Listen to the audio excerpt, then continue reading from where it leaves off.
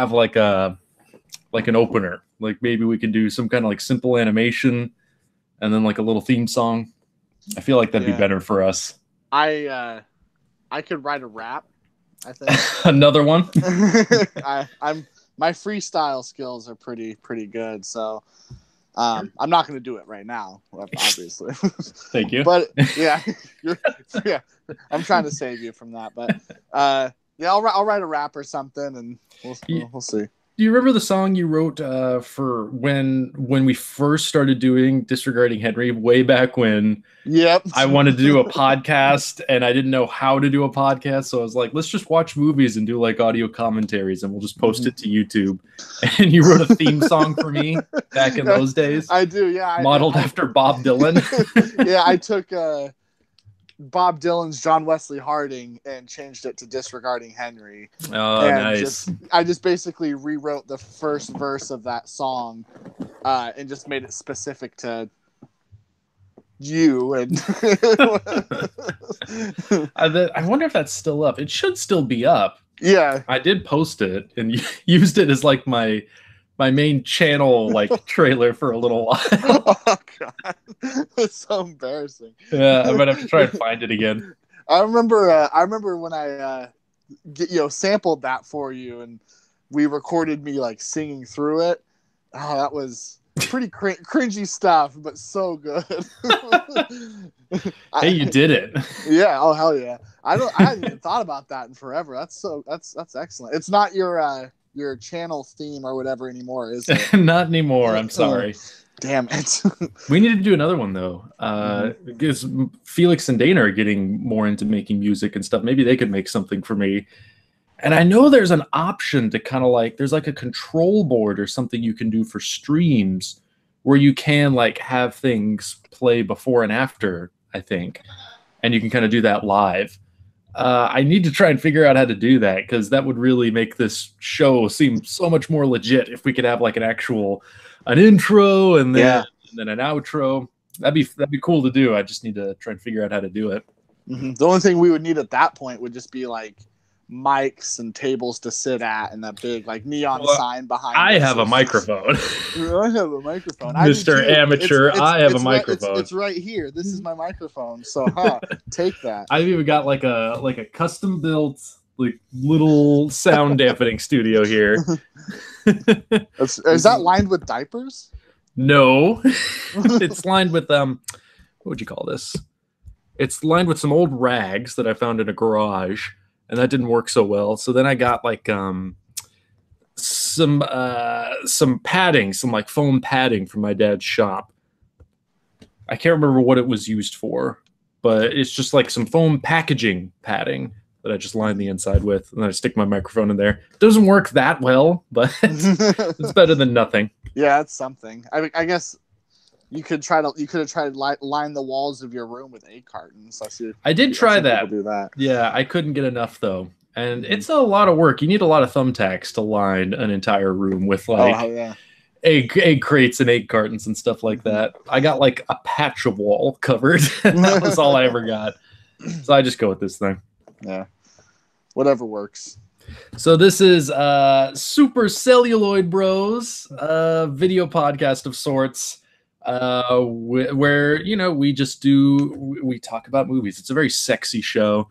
I know. Yeah. It's hard for me to keep my shirt on, but we have to in order to have these like uploaded onto YouTube. I always love to take it down. But if you can hear and read the subtext with what we're saying, basically we're like having cyber sex right now. It's very erotic, very sensual.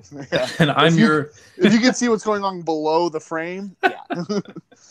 I'm your host, Disregarding Henry. I'm joined as always by your other host, Bretflix Mazurski. How are you, Henry?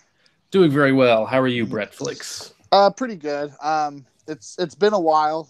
We're actually coming at you guys a day late. Oh, that's right. Yeah. It's Wednesday somewhere. I mean, I know that's not true, but let's just it's Wednesday somewhere. Somebody could be watching this in the future on a Wednesday. Yeah, exactly. And I take full credit. I was out exploring the town with my sister, and we made it back way too late to be able to do this. So we're doing it today on a Thursday, but late's better than never. Yeah, don't worry about it. Yep. So What's up? Well, I wanted to talk about some movies. What about you? I actually don't have a movie to talk about this week. I have video games to talk about again. Not one movie? Not one movie. Wow. I've taken up all my time sitting on my ass playing video games instead of sitting on my ass watching movies. Okay. Yeah, I recently just bought a Switch. I've wanted to get a Switch for a long time because, you know, new technology is fun. Yeah. Yeah, it's the Switch it's not nearly as powerful as like the other consoles or a PC, but it's cool just because of the stuff you can do, the ways you can play it, the way you can switch it up, you know, playing it like tablet, playing on your TV, taking the controllers off of it, and having all kinds of cool configurations. But my main motivation for wanting to get a Switch was, one, Zelda. You know, I love Zelda. Who doesn't? And Mario. But there's a Monster Hunter game that just came out only on Switch. So I have to get that. I don't have it yet. It's been out for a couple days now, but I'm gonna have to wait till I get paid again because I just dropped all my extra money on the stupid Switch itself. Yeah, I've been playing a lot of the new Zelda game. A buddy of mine who also has a Switch is letting me borrow Breath of the Wild, and it's very, very interesting. So that's what I've been doing, is playing this game, enjoying it, but still trying to like formulate my thoughts on it because. I don't know how familiar you are with the Zelda franchise, especially like recent Zelda games. Let me think. I was never into the Zelda games. I love the Mario games. I think I've played all the major Mario games, all the Super Mario Brothers, Mario 64, Mario Sunshine, yeah, on GameCube, Mario Galaxy on Wii. I think that was about where I stopped. Mm-hmm. So I haven't played the new one on Switch. Obviously, I don't have a Switch. New Super Mario Brothers, I played a little bit of, and I know there's some other entries there, but I think mostly for the most part, I've played all the major Mario stuff. My favorite Nintendo franchise is by far the Metroid series. Not a fan of the first one. Yeah. I think we talked about that on a previous episode. I don't think the first Metroid on original Nintendo holds up. I don't think it works. It's because it doesn't. That's why. Thank you. Definitively saying. But Super Metroid, probably still my favorite video game of all time. I've played through that one so many times. I love it. Still love it to this day. Metroid Prime, I loved. Metroid Prime 2, I believe. I can't remember if I finished it or not, but I know I played it. And I don't think I ever played Metroid Prime 3. And that's about it for Metroid games. There aren't very many, but they're all so good once you get to Super Metroid. They're all really so good. And they announced Prime 4. It's going to be released on Switch. I think I heard, I think I heard about that. When that comes out, I can play that. I still need to play through the other Prime games, though. I never completed the first one, and I haven't played 2 or 3, so I got to get on that. I remember they were tough, but they were great. Oh, yeah.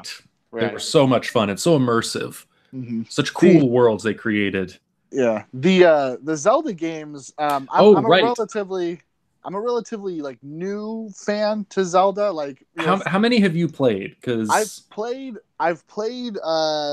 let's see. I've played and completed 1 and 2, Ocarina of Time, Link Between Worlds, Twilight Princess. I want to say those are the ones I've played and completed. I've sampled Link's Awakening a little bit because I downloaded it on my 3DS, and I've played like a half hour of that and just haven't continued it, but I will eventually. And I'm playing through the new one. Okay, yeah, because the point I was trying to make with saying like, I was really into Nintendo and I like these series. Zelda was the one I could never get into. Mm-hmm. And I know a lot of people that love the Zelda games. And what's the one on Super Nintendo? Is that Link to the Past? Yeah, it's Link to the Past. Okay, yeah, I know that one's frequently ranked amongst like people's favorite games of all time. It's frequently called one of the best games of all time. I don't believe I've ever played that one. Yeah, I never have. You've never played it either? Mm-mm. Oh, okay. I have tried to play the original Zelda. Could not get into it, could not figure it out. I've tried to play some of the the Nintendo 64 Zelda games, so the 3D ones. I've tried to play Majora's Mask. I know I tried to play way back when. could not figure it out, could not get into it, played it maybe for an hour and just couldn't figure out what I was doing and abandoned it, never went back to it. I think fairly recently when my brother got a Nintendo 64 briefly a couple years back, I tried to play, I'm guessing Ocarina of Time, one of those ones, and couldn't really get into it. And I think that's it. I don't think I ever played the GameCube or Wii Zeldas. But I will say, as somebody who's never able to really get into the series, I've seen like Let's Plays and stuff and people playing Breath of the Wild on Switch. And I'm very interested in playing that one. That one actually looks like one I could get into. Yeah, it has reworked the Zelda formula a bunch, because like the main reason why I had a hard time getting into Zelda initially was because, like you said, I couldn't figure out what to do. I didn't know what I was supposed to be doing. Like, you a lot of the time I felt like you kind of booted the game up and then you start to walk around like, who am I supposed to talk to? Like what how do I progress? I couldn't figure it out. Yeah, so, I could never figure that out either. Yeah, and when I was a kid, I had zero patience for stuff like that. I wanted like kind of instant gratification. And it wasn't until maybe like 4 or 5 years ago when I had a 64, I just was like, everyone talks about Ocarina of Time as being like the best thing ever. How about I pick up a copy and actually try to sit down and really give it a shot. Try to play through it. And I did, and I ended up really, really liking it. Oh, good. Yeah, it like I can understand why the kid version of me didn't care for it, but now I'm older. I'm a bit more mature, more patient. I like different kinds of challenges. Because like the strength of the Zelda games, especially the 3D Zelda games, is like there's no depth in the combat or anything like that. Like what the games are all about are the dungeons and the design of the dungeons and how and like how each dungeon is like solving a puzzle. And so I found that very engaging. I still thought there was a ton of bullshit moments, like what do I do? So I look it up online. I'm like, I never would have figured that out. Ever. Ocarina of Time, there's a lot of moments like that. Every moment in the original Zelda is that. And Twilight Princess wasn't so bad. That one, I feel like I probably could have beaten that one without looking up any help eventually. It just would have taken me a bit longer. So the first time I played through it, I did look up help sometimes, but it wasn't as big of an issue. And that to this day is still probably my favorite Zelda game. And that's probably a hot take for a lot of people because that's sort of a hated one amongst Twilight Princess. Yeah. Really? Yeah. Cause they're just like, oh, they're just trying to do Ocarina of Time again. That's all the game is. And it's stupid. And Wolf Link is stupid and everything's stupid. I just don't agree with all that stuff. I think it's an amazing game. But the Breath of the Wild though is different. It's entirely like non-linear. It's like the original game where the game just sort of starts and you're kind of left to do what you want and kind of it's just open world, right? Yeah. And exploration is what the game is all about. The challenges aren't challenging, I guess. Because what you don't do dungeons in this game. You find shrines in this game, and each shrine it's a little mini puzzle, and you get rewards and stuff for doing it. And there are dungeons, I should say. There are 4 dungeons which are like part of the story, but you don't really have to do them in any order. You don't have to do them at any time. You just kind of do them as you want. And with the stuff you get from these shrines is how you like level yourself up. So and there's a ton of them, right? Yeah, there's a shitload. There's something like 90 or 100 shrines to do throughout this gigantic map. And I'm having a lot of fun, not really so much with the shrines themselves, but with finding them because you do get to explore like this big world and all these different like ecosystems and stuff. And there's all kinds of new mechanics that are introduced in this game that were never a part of the games before. So what I'm really enjoying is like, so I get up on top of a big hill and I like look around myself 360 and I'll find a shrine way out in the distance. So it's like, okay, boom, I can go to that one. But the fun and the challenge is like, but how do I get to it is the thing. So like you have all these options. Like maybe I should scale this mountain that's to the side of it and then try to jump off and glide to it, or maybe I should take this path that's literally leading me up to it, but it's littered with bad guys that are going to whoop my ass. Or should I try to take this path, but there's a lot of water and you can drown really easily in the game? Like, that's where the fun is for me, is just the exploration of the world, and it's a fun world to explore. And just having kind of any option that occurs to you. Yeah, not being directed down a particular path. Yeah, and when you first start the game, like the first little section is pretty linear, because it's like it's giving you all of your items that you're going to be using, and it's briefly explaining the story, and it's teaching you how to use the special items that you get. But that is a pretty quick section. That's maybe like an hour long, and you're pretty much given everything that the game's going to give you in that time. And then after that point, like literally, like this king character gives you a glider, leads you to this window, and says the world is yours to explore. And then you just kind of jump off this cliff, and there you are, going away. And I'm really liking the game, and it's, like I said, it's fun to explore. It's a beautiful game to look at. But I don't know. I almost kind of prefer the linear approach to Zelda, because with linear storytelling, it's easier to tell a story. It's easier to tell like a more epic story. You're not like being distracted by all kinds of things. Like in Twilight Princess, there's 12 dungeons, each one like expertly designed. They're challenging to figure out, and I don't know. You can also have a bunch of characters and stuff that you can become attached to and stuff like that. Yeah, I guess that's the thing with trying to fit storytelling into a game, because ideally, if you're designing a video game, you want to give the player as much agency as possible to kind of decide what they want to do and how they want to play.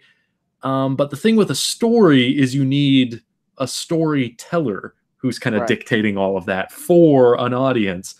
And so that's the thing, is like, how do you either try to conform the game to follow a particular path so that you can tell a story with particular beats and arcs and developments, or how do you try to kind of create a new form of story that the player can kind of discover for themselves? How much it's kind of that decision of like, how much like a movie do you want your game to be, or how much like a game do you want your game to be? It's kind of finding that balance. Yeah, I'm also playing another game right now that's sort of like the exact opposite of Breath of the Wild, and it's one of the new Tomb Raider games. It's just called Tomb Raider. It's not Rise of. So it was like that reboot in like 2009, something like that. Yeah, I played that one too.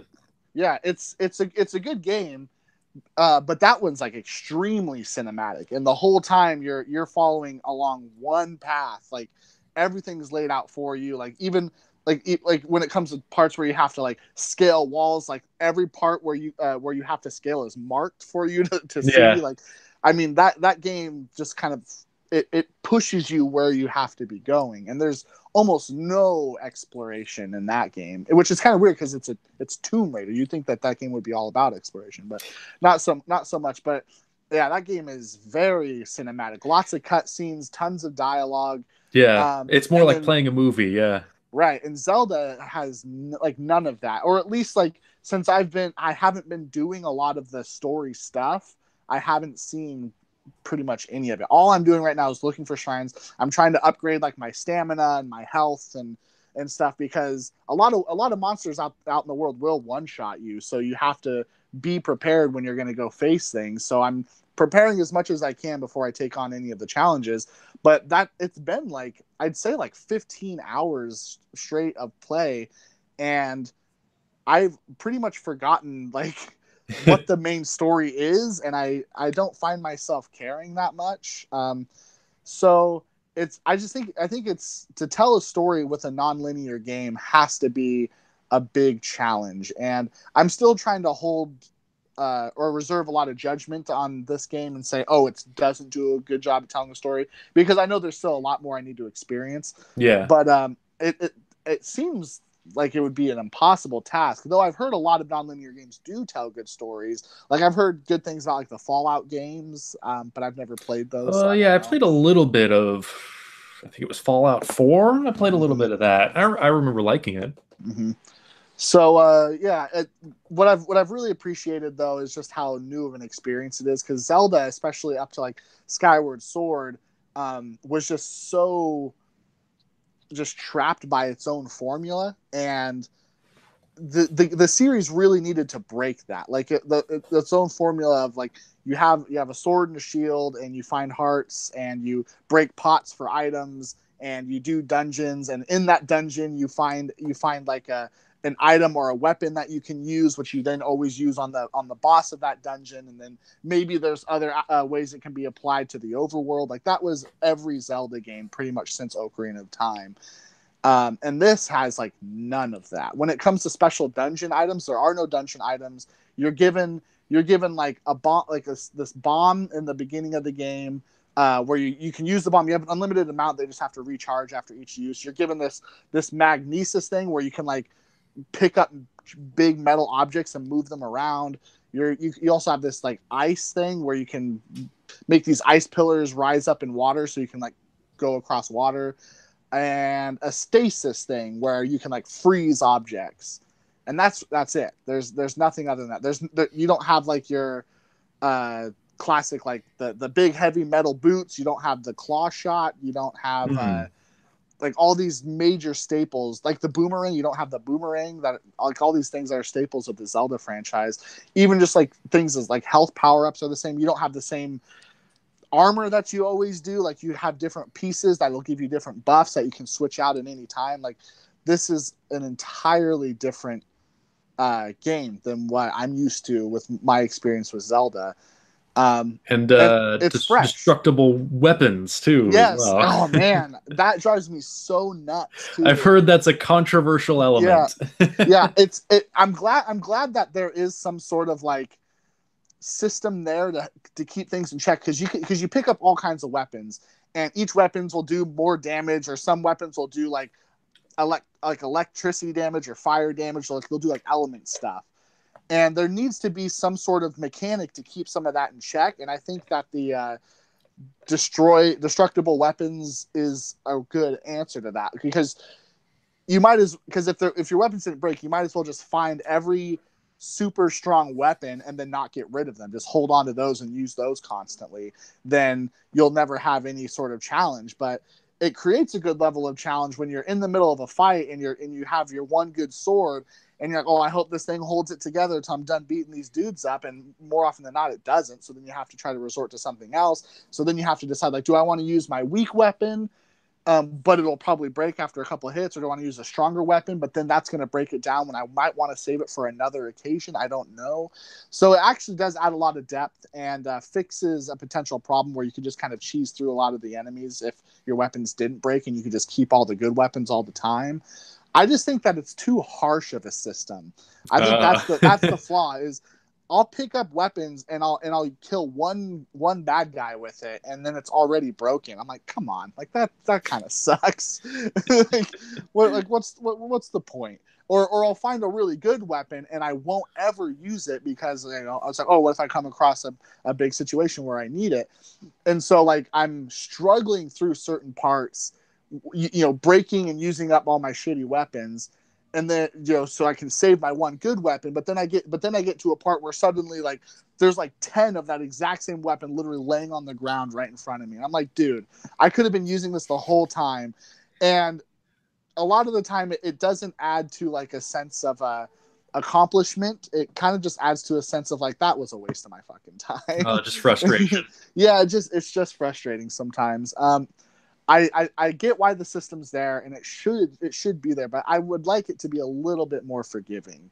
It's a reasonable criticism. Yeah. But that's about it. Like I'm about 15 hours into the game, and have yet to do any major story stuff. Yeah, okay. I've been doing, like, I made it to Zora's Domain, the fish people.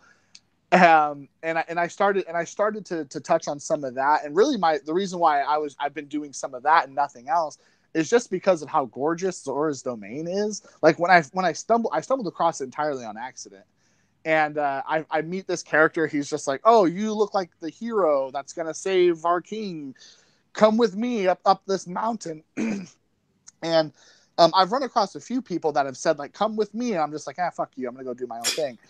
But just like looking at this mountain, I was like, whoa, that looks really cool. I actually kind of want to go up there just to see what's up there. And I start to traverse up there.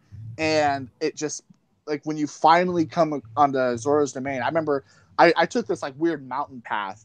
And when I come over the tip of this mountain, and there it is. And it was like one of the most beautiful things I think I've ever seen in a video game. It's like, it was dark and rainy, but like they had all these like blue neon platforms all over the place. And it kind of reminded me of Star Wars Episode 1, Phantom Menace, when they go into the Gungan city with Jar Jar, when they're swimming under the water, and they come across that. It looked sort of like that, just blue, and it was like awe-inspiring. I went, whoa. And so I'm like, all right, I'll help these guys out. These guys are cool. I'll do that. That can be fun video game storytelling too. Yeah. It's not really planned. It's just kind of something you stumble upon. It's like, oh, this looks important. Yeah, there's and you weren't expecting it to happen. Yeah, there's a lot of moments like that where you just find things and they look like crazy things, and some of them are kind of scary. Like I'm walking along this mountain range, and then I like find this big opening, and there's a bunch of clouds, and there's like literally like 1,000-foot long serpent flying through the air, and I'm like, oh, I'm not gonna fuck with that thing. Like I'm turn around and run away. Or there's you always see things in the background, like you see Death Mountain in the background, like looming over all of Hyrule. You see the castle with its dark aura all over it. You're like, oh, that looks fucking scary. Or you look over and you see this giant robot. Like that, it looks like it's like 100 miles away, but it's this gigantic robot just stumbling through the ground. I'm like, I'm gonna avoid that area for a long time, because that, whatever that is, I don't even know if it's friendly or not, but it's gonna kill me. And that is the best part of this game, is like you do discover a lot of really cool things, and since the game is non-linear, like you don't really know what these things are until you face it. And so it's like it's a process of player discovery. Yeah. That is why I am really enjoying this game. I miss like the big epic stories of the other games, and I miss like the really brilliant design of the dungeons of the other games. But this is a wholly new experience. There might be other games out there that are like this, but it's at least a new experience for the Zelda franchise. So I'm liking it a lot, but I still have a lot of opinions I need to formulate. But that's going to take a long time from now before I can do that. A couple 100 hours, probably. Probably, yeah. Well, that's good. You're enjoying it, though. Yeah, for sure. And I'm liking my Switch. I was really disappointed by a lot of things right off the bat. Nintendo seems to be behind on a lot of modern innovations. Yet that seems at the same time complaint. Yeah, but at the same time, they are far ahead of other innovations. So like the Wii, for example, is ahead of its time because of motion controls and stuff. And for things like that, you can design all kinds of cool games that you can only experience on the Wii. And like, that's badass. But the console had like no power, like no processing power. The graphics were bad.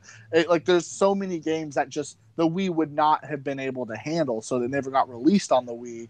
And the Switch is kind of the same thing. Like, it's really cool because I don't know, I guess you can play it all kinds of cool ways. Like, I go to work with my tablet, the Switch in like tablet form. I don't know if that's what they're calling it. And I can play it that way, and I can sit in my car and I can take the controllers off and pop it up on my steering wheel during lunch and like play my Switch, and it's cool. Then I get home and I put it on the dock, and suddenly I'm playing on my TV. Like, that's I thought you were gonna say while driving. I haven't tried that. I could. Please don't. I will.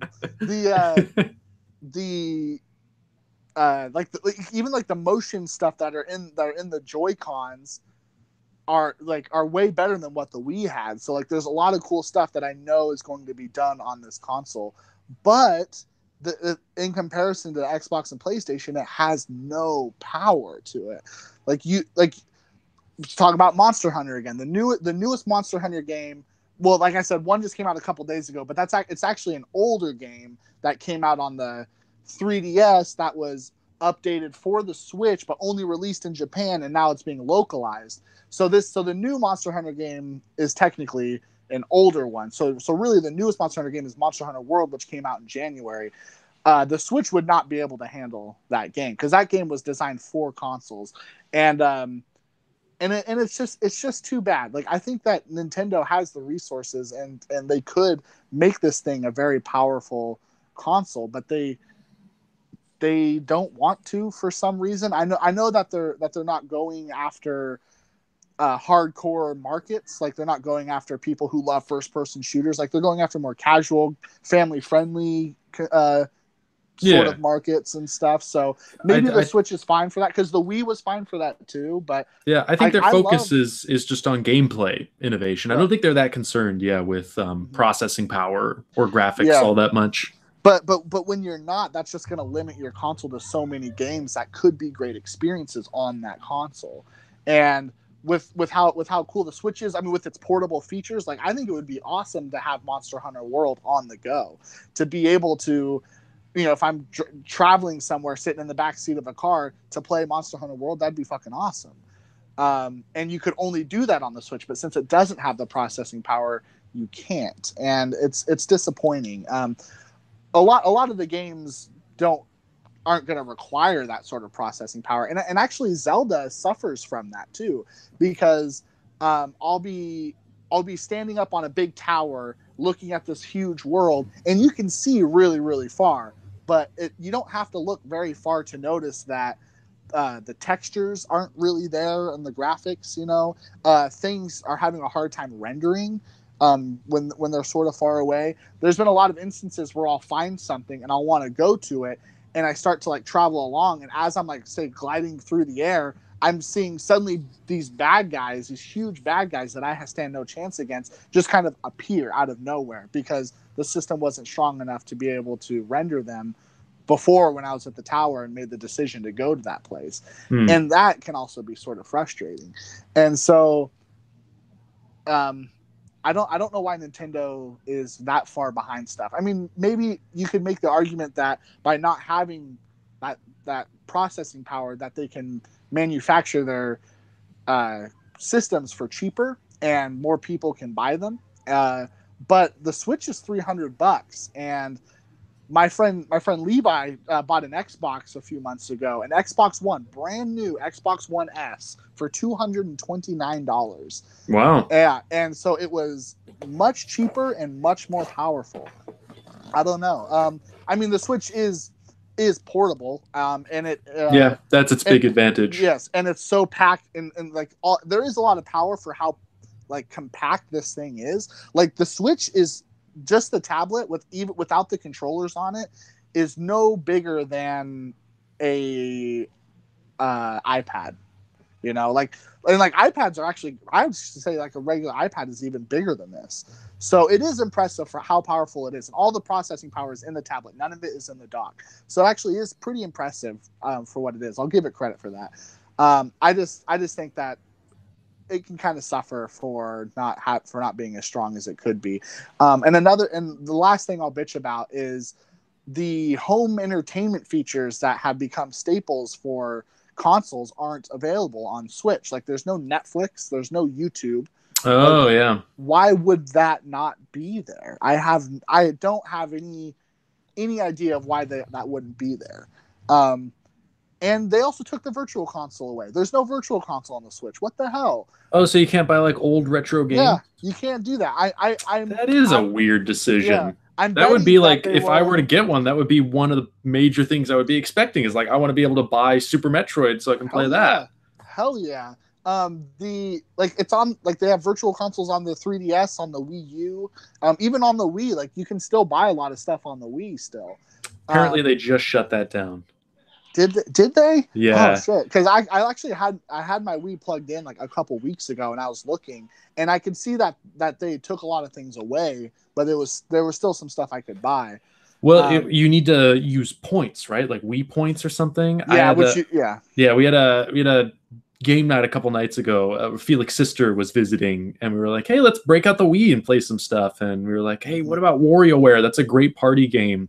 And we were trying to buy it on the virtual console, but there were no points that Felix, or I forget, I think it was Dana's Wii, they had no Wii points on there. So we're like, oh, let's add some Wii points. And we discovered that all had been shut down. You can't add points anymore. Okay.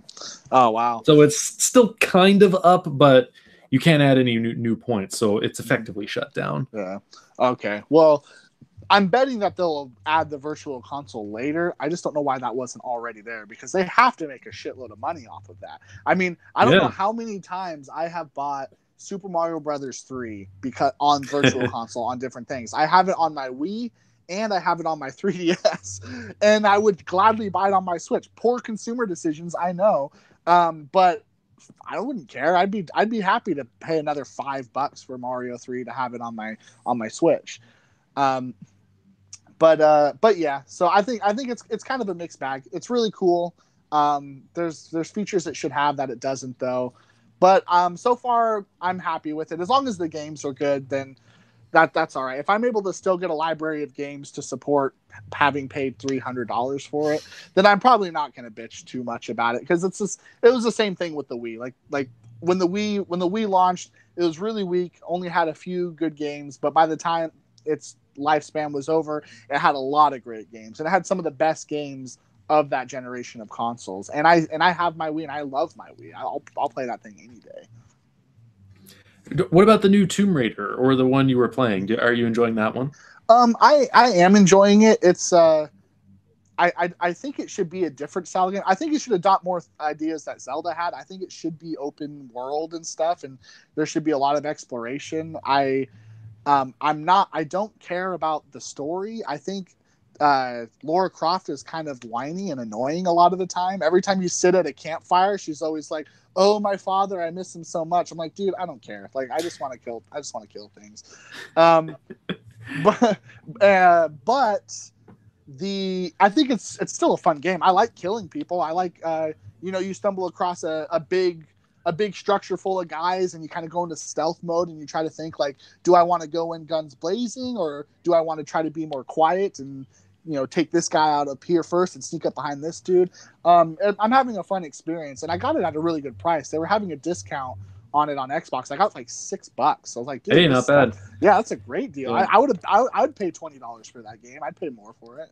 Yeah, I got that one on a sale too, and it's not often that because I don't play games that much anymore. It's every once in a while I'll play a game. And I've found most of the time when I get them, I just get them on sale, and you don't always find the best stuff on like sales where like it's in the price range I'm willing to pay. But that was one I got for like $5, and I wound up playing it the whole way through. I really enjoyed it. Mm-hmm. And that hasn't happened with every game I've gotten for $5 certainly. But that is one I really liked. Yeah, she is a badass. She has a lot of cool moves she can do. Especially as the game goes on and you upgrade her, and she can just do more stuff. Like there's a really cool dodge move where if you dodge at the right time and then press the attack button at the right time, like you'll like shove an arrow into people's eyes. Like there's some pretty gruesome stuff that happens in the game. Another thing I'm kind of annoyed about with the game is there's a lot of moments where you're running along something, and then whatever you're on just starts to collapse, and like Laura's like falling, and she lands on the thing, and she's sliding down this thing, and she has to like dodge this, otherwise she'll get an arrow to the face, and like that happens so much every time. Like I'm climbing along something, I'm like, there's gonna be a moment where shit just falls apart, and she should easily die, but she won't. That happens. It's gonna be like a reflex section. Yeah. Luckily, those are brief, so when it does happen, it doesn't take a whole lot of time to get through it. But I don't really care for those sections that much. Did you play Rise of the Tomb Raider? I think that one came after, but acted as a prequel. Oh, really? That's the newest one, right? I want to say it is, yeah. Okay, I've not played that. Okay. If you like Tomb Raider, you should play Rise of the Tomb Raider, because I played through that one, and that one's also pretty good. It's the same game, really. Just you have a lot more abilities. There's more ways to upgrade yourself. There are you have to. There's a big emphasis on like gatherings because you have to forge different kinds of arrows and you have to make patches to heal yourself. So a lot of foraging. Right, yeah, it's the same game, but there's a bit more depth, and I had more fun because there was just more ways to approach situations and more ways to kill people. I see. So if you like that Tomb Raider game, then you should play Rise of the Tomb Raider. Yeah, I'd like to. There aren't that many games I'm that interested in anymore. It used to be like my bread and butter. I was all about video games. Had just about every console, collected games.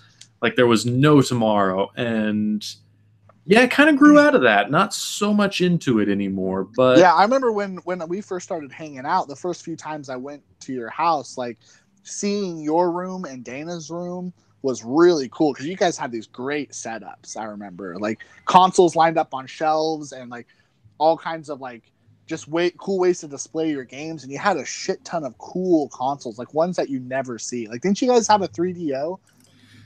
Or was it we might have. I can't remember now. Like that. It was like a I think we had a CDI. Or maybe that's what it was. Maybe it was a CDI, yeah.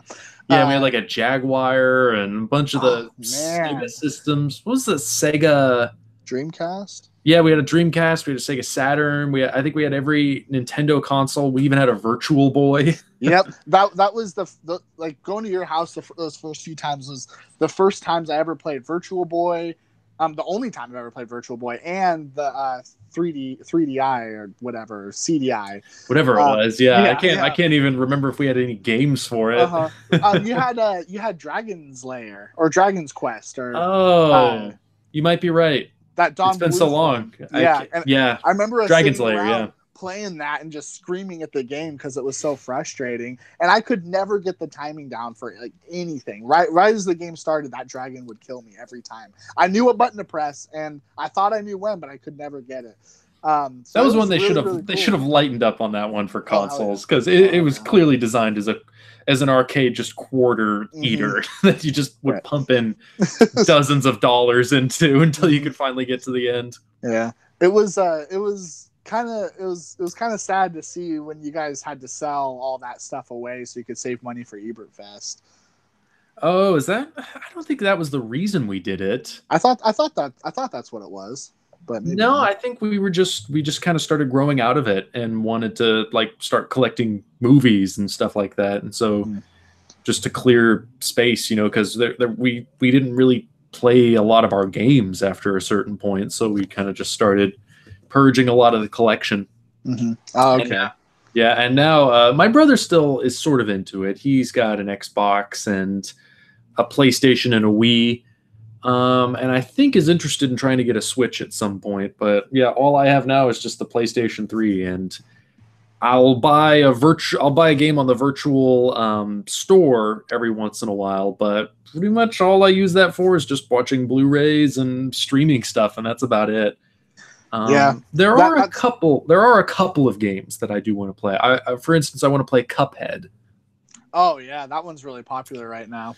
Yeah, I want to play it for the art style because the art style is so well done and it's modeled after like early 20th century animation, kind of like silent era 20s Disney kind of stuff. And it's such a charming animation style, and they did it in a way that looks so authentic and so true to that era.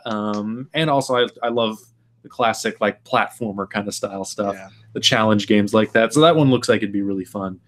And the other one that has kind of kicked my interest is Hideo Kojima's new game. Death Stranded? Death Stranding, yeah. I've been seeing the trailers for that one.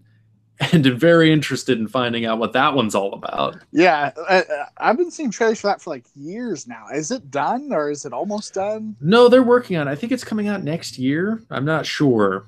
But it's one that's been in development for a little while. But I think it's still got a little ways to go before it's finished. I think that's going to be a PS4 exclusive, though. So I probably won't be able to play it for quite a long time. I don't really have any intention of buying a PS4 anytime soon. Probably maybe if your PS3 craps out or something. Maybe, yeah. If it breaks down, then yeah, I might as well just spring for a PS4. Yeah, the But I mean, PS3s are cheap right now, and you've had yours forever, so they obviously last a long time. So shit, maybe a PS3 would just be worth it to get again, because it'd last you several more years at the very least. Yeah, but I would kind of want to try some of the newer games too. Mm-hmm. There's like anytime I go on the virtual store on my PS3, it's kind of like I want to play that new thing I saw, like. And there's just not really any of the newer stuff available on PS3 anymore. It's all being just done for next gen stuff. So I'm behind. Starting to feel it now. I know. Yeah, games aren't coming out on 360 anymore. I don't know when they stopped doing that, but they're not doing that anymore. So if you're into Xbox, you got to get the Xbox One now. Yeah, I can't remember what I was looking for, but I was kind of like, I wonder if I should like buy a new game for my PlayStation 3, and something popped into my head like, oh, I'd kind of like to play that. And I tried finding it, and it's not available on PS3. You gotta have a PS4. It's like, damn. Yep, they got you good. Yeah. They didn't make their PS3 able to play PS4 games. Damn it, they cheated me. They did that on purpose. The greedy bastards. I remember when I got my Xbox, I had a lot of like buyer's remorse because I bought the Xbox basically just so I could play Halo. And like, man, I just dropped hundreds of dollars for one game, because Halo 5 was about to come out. Are you still into the Halo games? Because that used to be one of my favorite game series. Yeah, I still really like the Halo games. I think Halo 5 is a really excellent game. The fanboys hate it because 343 made a lot of changes to Halo that I guess make it too different from the Bungie games, which I don't think make it that different, but whatever. I think Halo 5 is a really excellent game. It plays very, very well. It has an interesting story. I was a little disappointed with the story, but when you're playing through levels, it's Halo. It's really fast paced. The level design's really good. The graphics are excellent. There's new mechanics that I think add to the experience. New weapons. There's different enemies. The online multiplayer is very fast and efficient. Like, I never have connection issues. It's also very competitive too. So like, people will get really, really into it. People are very good. I think I've had a great experience with Halo 5. I bought the game a couple weeks after it came out, and I haven't been playing it as much maybe in the past year, but the game's been out for like 2 or 3 years, and I've played it very regularly since I bought it. So I think Halo's still doing really well, and they dropped that teaser for Halo Infinity, which will be Halo 6, and the teaser shows you like nothing, so I can't really say like, oh, I'm excited, but I am excited just because I think 343 is doing good stuff with the franchise, and I'm expecting them to continue with that. So, yeah. I think it was Felix. He got an Xbox One, and he got the Master Chief Collection. I actually wound up revisiting the Halo games. Oh, cool. Earlier this year or last year. I can't remember exactly when.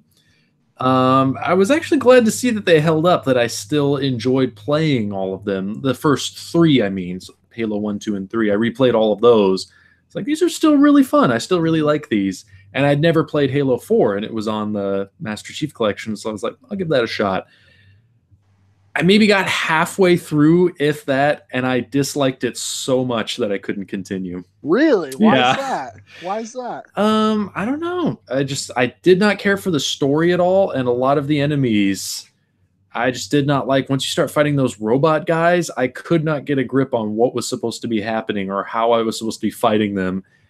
And yeah, I think after one level of fighting whatever those new enemies were, I was just like, I don't understand this, and I do not think this is fun one bit. And I just turned it off. Wow, that's very, very interesting. I had the exact opposite reaction to Halo 4, because Halo 4, I remember thinking like, oh, Bungie's not doing it. This has got to be weird. Like, they're only doing it for the money. Like, they're just trying to capitalize on their most popular series. And when I finally got around to playing it, the game was already, I don't know, maybe like 2-ish years old when I finally got around to playing it. And that was one that took me by surprise. Like, I thought like the game was excellent, because graphically the game's very impressive. I remember the opening cutscene when I first started it, I was like, is this a cut? Like, is this animated, or is this an actual people standing like in front of the camera? And then as it played on, I'm like, oh, okay, no, it is animated. But just that 1 second of doubt, I just went, wow, the graphics are amazing. The art style is my favorite out of any Halo game. I just love how blue the game is. I actually thought it was a very ugly game. I did not like looking at it. You don't know anything. There are times I remember just walking through these hallways and like you have just these blue like flares going on the lens. I just thought the game was gorgeous.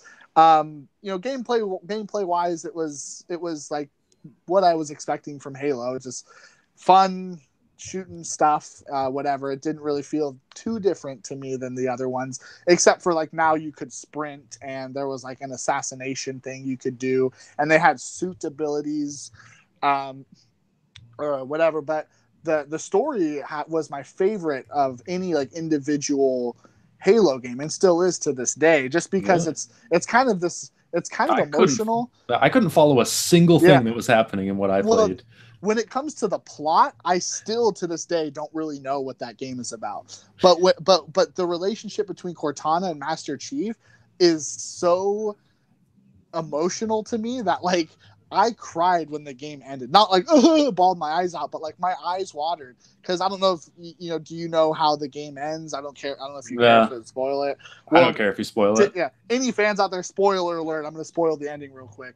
Cortana dies at the end of Halo 4 because she's running rampant and she breaks down and she literally uses like the last bit of her energy to save Master Chief.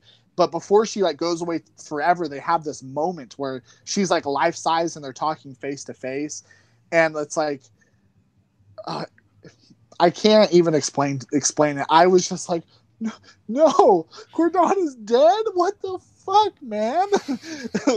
And then the game like ends. Like there's another quick cutscene after that, and the game ends, and you're like, dude, no way. And then I remember getting hyped for Halo 5 because the teasers were like, it showed Master Chief with the chip in his hand that Cortana was once in, and he's all like, I'm gonna figure some shit out to bring you back somehow. And I'm like, fuck yeah, dude, let's play Halo 5. We gotta save her. So like, I got really into that one. I'll admit, maybe too into it, but I did, and I'm not ashamed of it. That's good. I'm glad you got into it. Yeah, I could not. I really could not. I did not like the way it played. Mm-hmm. I did not find it fun at all. I could not get a handle on what was happening at any point. And what was so great about the first three games is they all have such great set pieces where there's these big open maps where you get into vehicles, and then more kind of closed off sections where you're on foot.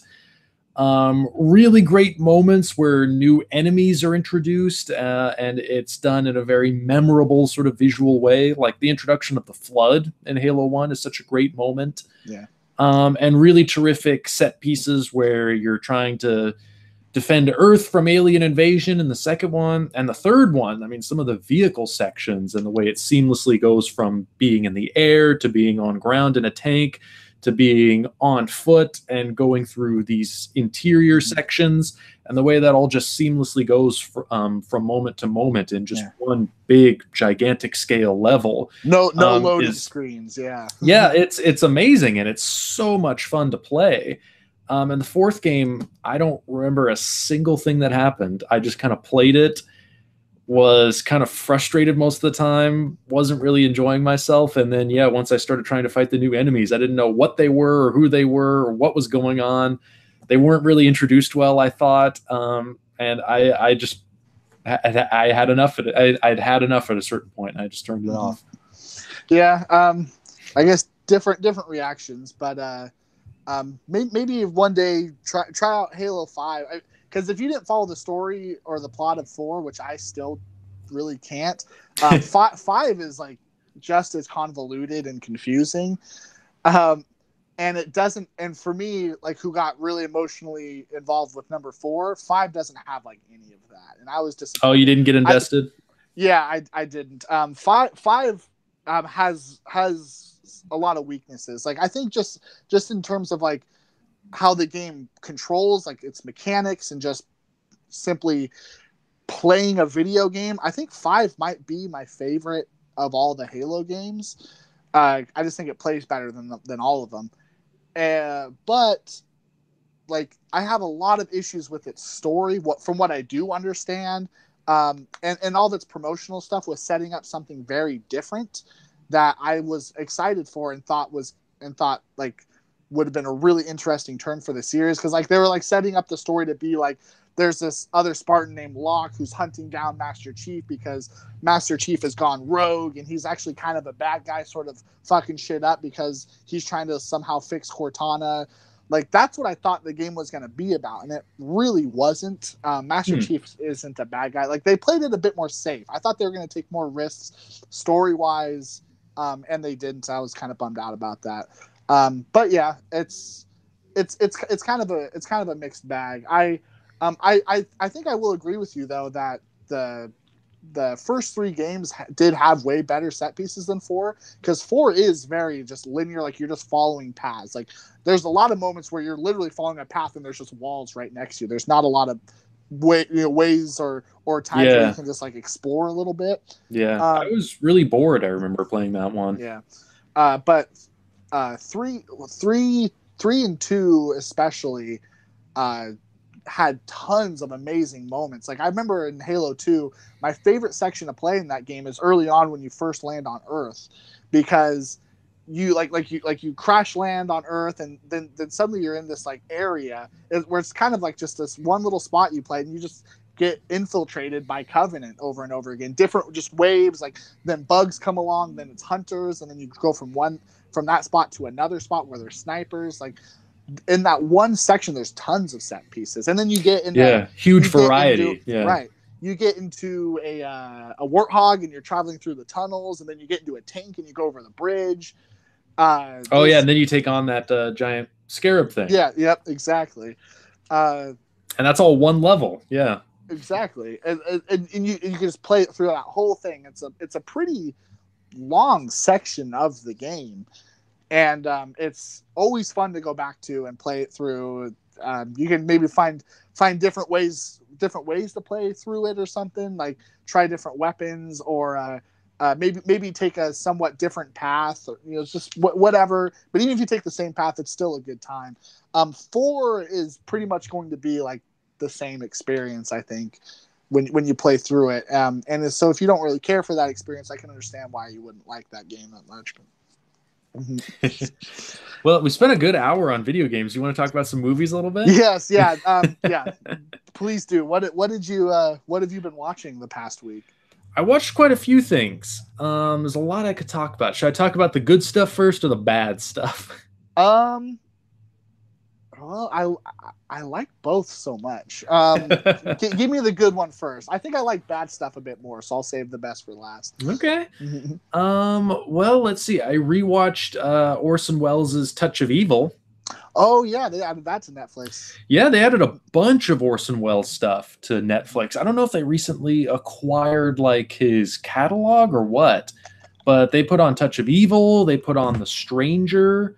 They put on, what was the other one they put on? Stranger, Touch of Evil, and what are some Orson Welles movies? Not Magnificent Ambersons. Probably not Citizen Kane. I don't think Citizen Kane is on there. It was one of those mid-career ones. I'm pretty sure it's in black and white. I can't think of what it is though. Not coming to me, but I think there's a third Orson Welles movie on there too.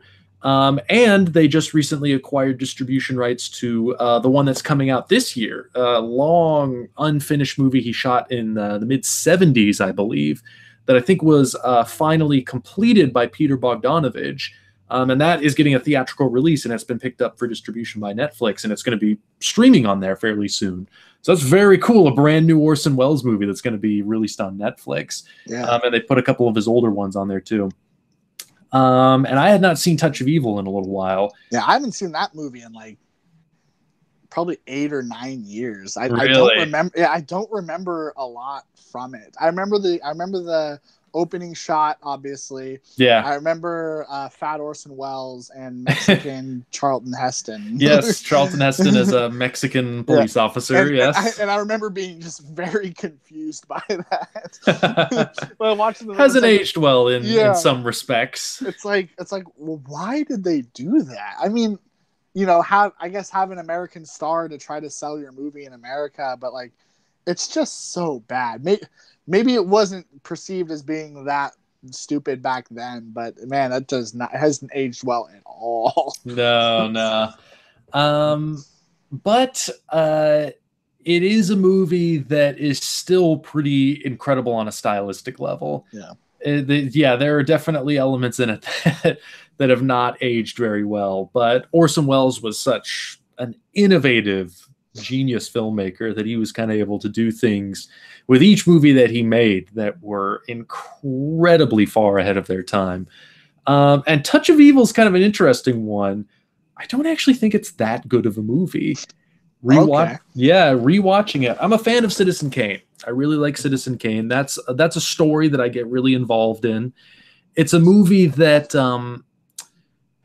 I get. It was very innovative in its storytelling in the way that it kind of jumbled the narrative up. It didn't really follow a linear progression of events. It kind of jumped into memories where it kind of builds you this sense of what the story was based on the bits and pieces you get as you go through, and you kind of get it all out of order. And a lot of people, I guess maybe not a lot of people, but some people I think try to like analyze that movie by like just assembling everything in chronological order. And that to me is not the point. I don't think Citizen Kane is the point of trying to figure out like, oh, okay, this happened, then this happened, then this happened. It's an emotional story. You know, it's about what this character Kane meant to all of these people that played such a big role in his life, and kind of the lingering effects that he's left. And the choices that they made, and the way their relationships kind of all turned sour, and the kind of lasting, lingering effects that's had on all these people that knew him, and trying to get a sense of all the different facets of who Kane was. Like the chronology, it's irrelevant. Don't even think about it for a second. Just follow the emotional progression of it. Touch of Evil is much more story driven, like or not story driven, but plot driven. As in, it's kind of like a film noir. It's a detective story. There's a mystery that has to be solved. And I have to admit, with stuff like that, I'm kind of hopeless. I lose track of details so quickly and stuff like that. And I always have trouble following, like, okay, wait a minute. Like, why is he going here? Like, what's the last clue he figured out? And it's a movie that it jumps back and forth between multiple storylines. You see what's happening with Orson Welles as this corrupt sheriff or detective, and then Charlton Heston as this Mexican DA agent, or maybe he's just a police officer, I forget exactly.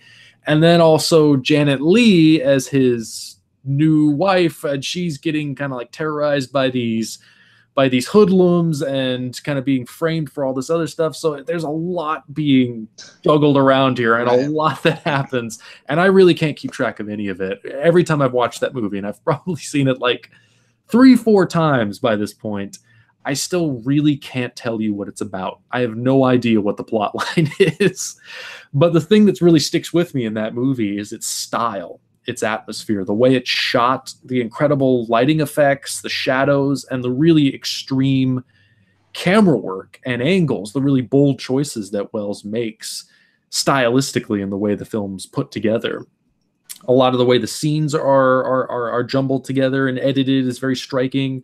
The dialogue is amazing, not just because it's very stylized film noir dialogue, but Welles apparently like worked with the actors through long periods of rehearsals to try and get it to sound very naturalistic. And so when you watch some of those scenes, like the way like actors are cutting each other off, and then when they get cut off, they kind of like wait till the other person's finished speaking, or they cut the other person off again. So it's like they're cut off in the middle of trying to say something, but then they cut the other person off in the middle of what they're saying to finish what they were saying.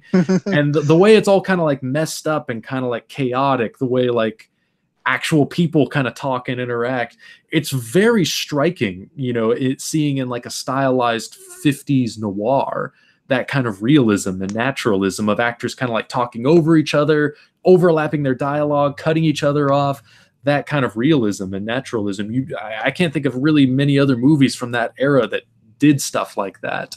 And of course, the opening tracking shot is incredible, even though I would have to say it's kind of like just superfluous style. Yeah. There are certain movies that do things like that, have a really big opening tracking shot, but they kind of establish everything. Like Boogie Nights has an amazing opening tracking shot, but all of the characters are introduced over the course of that shot, and you get a sense for the style of the movie. Touch of Evil, not much happens in that opening tracking shot. I just remember they just walk like through crowds or something. Just a lot of walking. And watching it, I was kind of like, I feel like there's a wasted opportunity here. Like, he could have had some dialogue. He could have been establishing the characters a little bit. And you're really just kind of watching them walk next to a car, which I guess is supposed to be suspenseful because there's a bomb in the trunk of the car. That's the opening image, is seeing the bomb being set in an extreme close-up, put it in a trunk, and then you go to this huge, wide crane shot. It's amazing to see. But then after a certain point, it's kind of like, I'm not really feeling the suspense here because I have no idea who is involved in this moment here. If he could have been establishing a little bit more. But it's still an incredible 3.5 minute tracking shot that is amazing to see in a movie from the mid 50s. And then just it's a movie of moments, scenes and individual just directorial choices. Again, I can't follow how anything is linked. I don't know what's going on at any point in that movie, but it'll get to an amazing set piece where I'll just be like, wow, that's a great shot. Or I can't believe this has all been staged in just one single deep focus master shot, and the blocking is extraordinary, and the way the dialogue is arranged is extraordinary. Or the action scenes are surprisingly hard hitting and gritty, the way Wells choreographs those to be not like a Hollywood fight scene, but to be kind of rough and destructive, where people are kind of trying to fight, but it's rough and clumsy, and people just kind of tumble over, and the way he kind of does that to be a little bit more realistic and chaotic, and not so much like an Errol Flynn choreographed movie fight, but to kind of make it seem a little bit more real. All really interesting choices. I just wish I could follow what was happening in that movie. Yeah. And it's also one that was notoriously taken out of its director's hands too, is the last thing I want to say. Wells was hired to direct that movie and wanted it to be his big Hollywood comeback, because he'd had a lot of years where he was struggling to get stuff made. And then, after he delivered a rough cut of that film, it was taken out of his hands, completely recut, redone in a version that he had absolutely no involvement with. In 1998, I want to say, maybe later, I forget. The great editor Walter Murch got a hold of a 58-page memo that Orson Welles wrote of how he wanted the film cut. Yeah, and working off of those notes, Murch reassembled as closely as possible the original version of Touch of Evil. So it's a movie that'll never really exist in a definitive director's cut, but the closest we have is still pretty amazing. I don't think it's a great movie. I wouldn't say it's as good as as Citizen Kane, where I actually get invested in what's happening. Touch of Evil, I'm mostly just kind of watching what's happening and just being like, wow, that's really cool looking. I can't actually get involved in it or follow it. But it's still an incredible movie just in that sense. Even if in its compromised form, I think it's worth watching. Yeah, I haven't seen it in so long, and I'm trying to remember. I remember thinking the movie was entertaining, but it was one that I had high expectations for because it's praised by a lot of people. I think Roger Ebert has it on his great movies list. Yes, he does. Yeah. And as with a lot of great films, I watch them and I'm not really feeling the greatness so much. I do remember liking the movie fine, and I remember moments, or I just remember the way I felt. I remember Orson Welles and Charlton Heston had a lot of tension between them, the characters. Welles plays a pretty despicable villain in that movie. He was really great, and I remember a lot of shots in the movie kind of showing off how big, physically big, his character was supposed to be. Yeah, a lot of low angles. Yeah, low angle shots where his gut is just yeah. but when he walks into a room, he just has such a presence, and like you're like, whoa, that like this dude's mean. I remember feeling confused as to why Charlton Heston was a Mexican detective. Yeah, it's a hard thing to get over. Yeah, maybe if I watched the movie again, maybe I would see some like context. Like I remember thinking, like, why not just have him be like an American detective or something, or just hire someone, I don't know, a Mexican to play the role. There are a lot of ways to tackle that, but yeah, in 50s Hollywood, brownface was not looked upon the same way it is now. I'm not saying that's okay, but that's just the way it was in the 50s. Right. So I've seen Citizen Kane several times, so I can remember that movie pretty well. But Touch of Evil is kind of blurry in my memory, but I remember liking it. I remember thinking it was at least entertaining. Yeah, Touch of Evil for me is mostly just style. So it's a really fun movie to look at. It's not a movie for me, at least, that I actually get involved in. Citizen Kane I get involved in. I can actually follow what's happening because it speaks to me emotionally. Like I'm getting invested in what's happening with the characters and the way the relationships are developing and the way information is being revealed. I actually get involved in that one, so I can follow what's happening moment to moment. Touch of Evil doesn't have that for me, but Wells really did direct the shit out of it, so I gotta give him credit for that. Yeah, he could do that too. I mean, and he notoriously had issues with movies being taken out of his control, didn't he? Yeah. Citizen Kane was the only one where he had like complete freedom and final cut. And then after that, yeah, he pretty much never had that experience again. Like his very next movie, Magnificent Ambersons, was cut down from like 2.5 hours to like 90 minutes. Then the original negative was destroyed. So we'll never be able to see the original version of Magnificent Ambersons. Touch of Evil, we can at least get fairly close, but Magnificent Ambersons, there's no chance. All of that other stuff was destroyed. Whew, that's rough stuff right there. Yeah. And then I think after Touch of Evil is when he went to Europe and just started. He spent his last few decades of his life and career just trying to scrounge together whatever resources he could to get some more movies made, which is why it took him better part of a decade to get most of his movies done at that point. Even his last movie, he was still trying to get the last few things he needed when he died. Was that Don Quixote? No, Don Quixote was a much earlier project, and I don't think he ever got much of that shot. That was kind of one that was abandoned fairly quickly. Other Side of the Wind, the one that's just now being released, I believe was either mostly shot or maybe even entirely shot. And he was spending a lot of time just trying to figure out the editing. And yeah, because he wasn't really able to put together all the money he needed, it was just kind of intermittent. Whenever he was able to work on a certain film. And some he finished and others he didn't.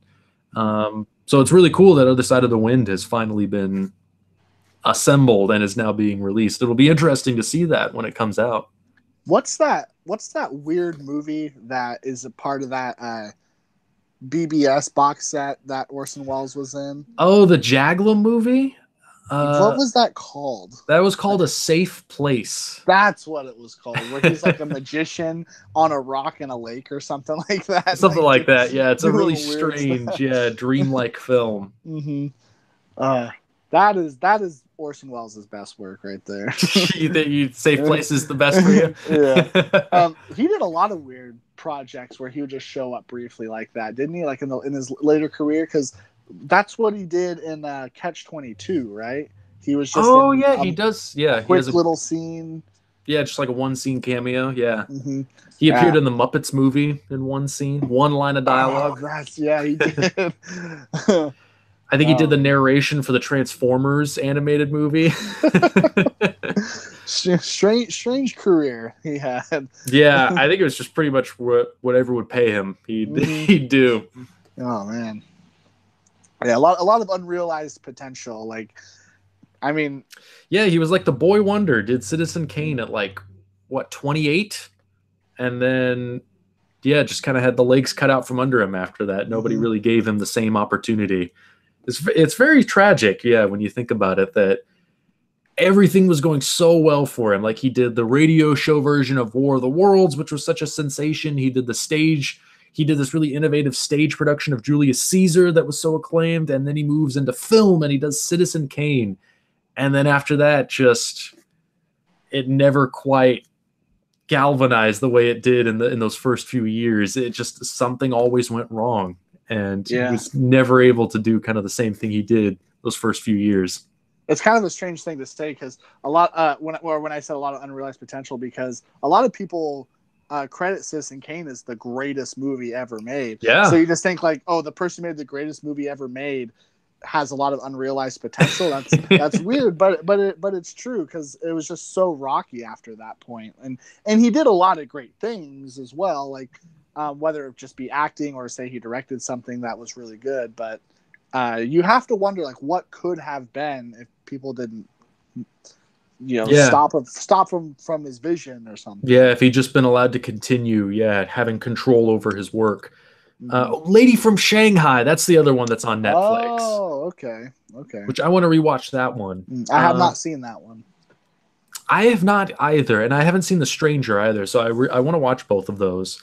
The only other one I think that I've really seen, I believe I've seen all the way through, I caught it on TCM one time. I don't know if it's on Netflix, but The Trial, one he did in like... Oh, yeah. Yeah, the early 60s. That has Anthony Perkins? Yes, Anthony Perkins in the lead role. It's inspired by Kafka, but done in a very Wellesian kind of Baroque stylized way. And that's another movie.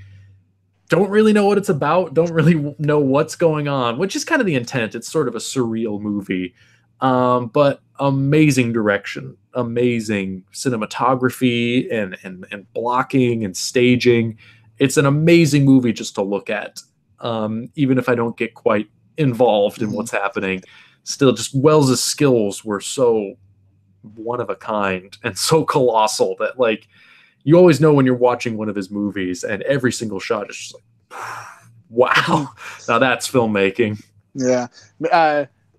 We should give a shout out to Me and Orson Welles, the Richard Linklater movie. Oh yeah, really good movie. Yeah, that movie's great, and Christian McKay like just captures Orson Welles so perfectly. Like, he doesn't just simply look like him. I mean, he embodies that man, and because Orson Welles is this figure where, when he walks into a room, that is like his room now. He controls that room, and I just don't see how someone like would be able to capture that, would be able to like emulate that with a performance. But Christian McKay really did, and he is amazing in Me and Orson Welles. Yeah, it's a great portrayal. He really does capture that, like, that fire and energy that young Welles had, where it's just like he really feels like he's got the whole world in front of him, and it's just like, I can do anything. That kind of when I that arrogance, but also just that genius too. Yeah, when I watched that movie, like, I feel like Orson Welles he knew what things needed to be great.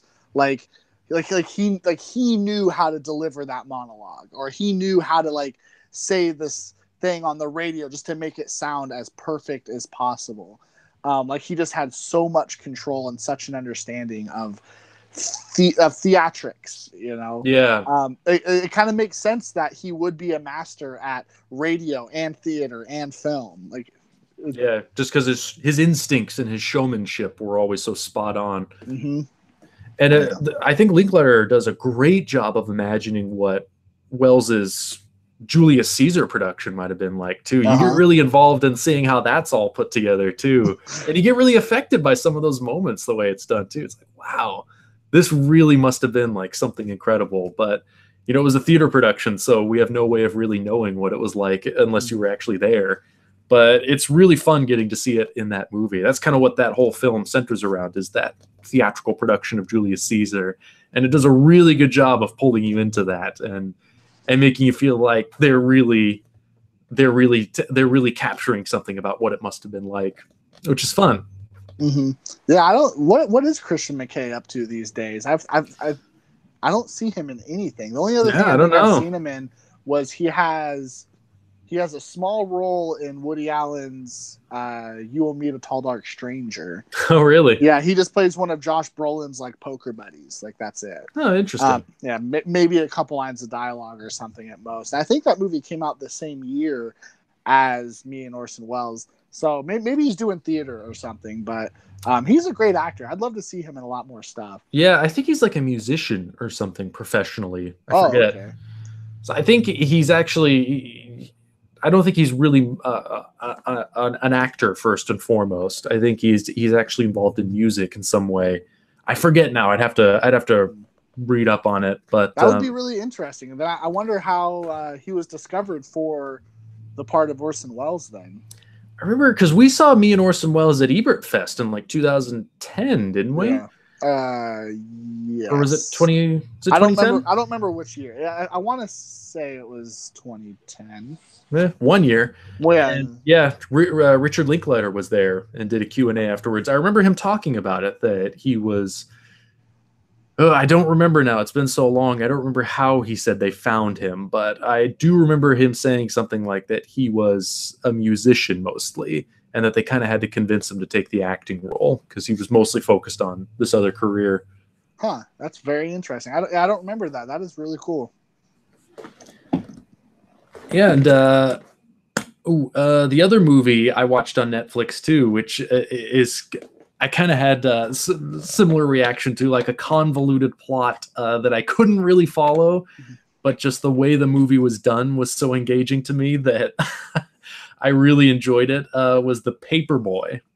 Oh, I love The Paperboy. I love it too. Yeah, the Lee Daniels movie, right? Yes, exactly. Okay, yes, Paperboy, that's a great movie. I remember when you first saw that and you told me about it. I hadn't seen it yet. Like I went over to your place and we were just hanging out one night and you're like, Brett, I saw this movie and it was crazy. And you made it sound so interesting. And I remember I actually bought it at Walmart because it was cheap. It was like $8 or something. It's a good movie to buy at Walmart. Yeah. It was cheap and I'm like, oh, Tyler made it sound really good. And it's Lee Daniels, he's the man. So sure, I'll watch it. And it's a unique experience, I'll say. There are so many moments in that movie that are unlike anything I've ever seen in a movie. Stuff I never thought. I guess Zac Efron's in it. We were just talking about Me and Orson Welles. Oh yeah. Stuff I never thought I'd see anyone do, let alone Zac Efron do or done to him, like getting a golden shower by Nicole Kidman. right. Yeah. That movie kicks ass. It's after I rewatched it, I was a little worried, honestly, revisiting it because I remember loving it so much when I first saw it, because it got such horrible reviews when it first came out, and I was a little worried, like maybe I made a mistake, like maybe it's not as good as I recall it being. And I watched it again over the course of last week, loved it just as much. I'm very happy to say, and I kind of went back into reading about it.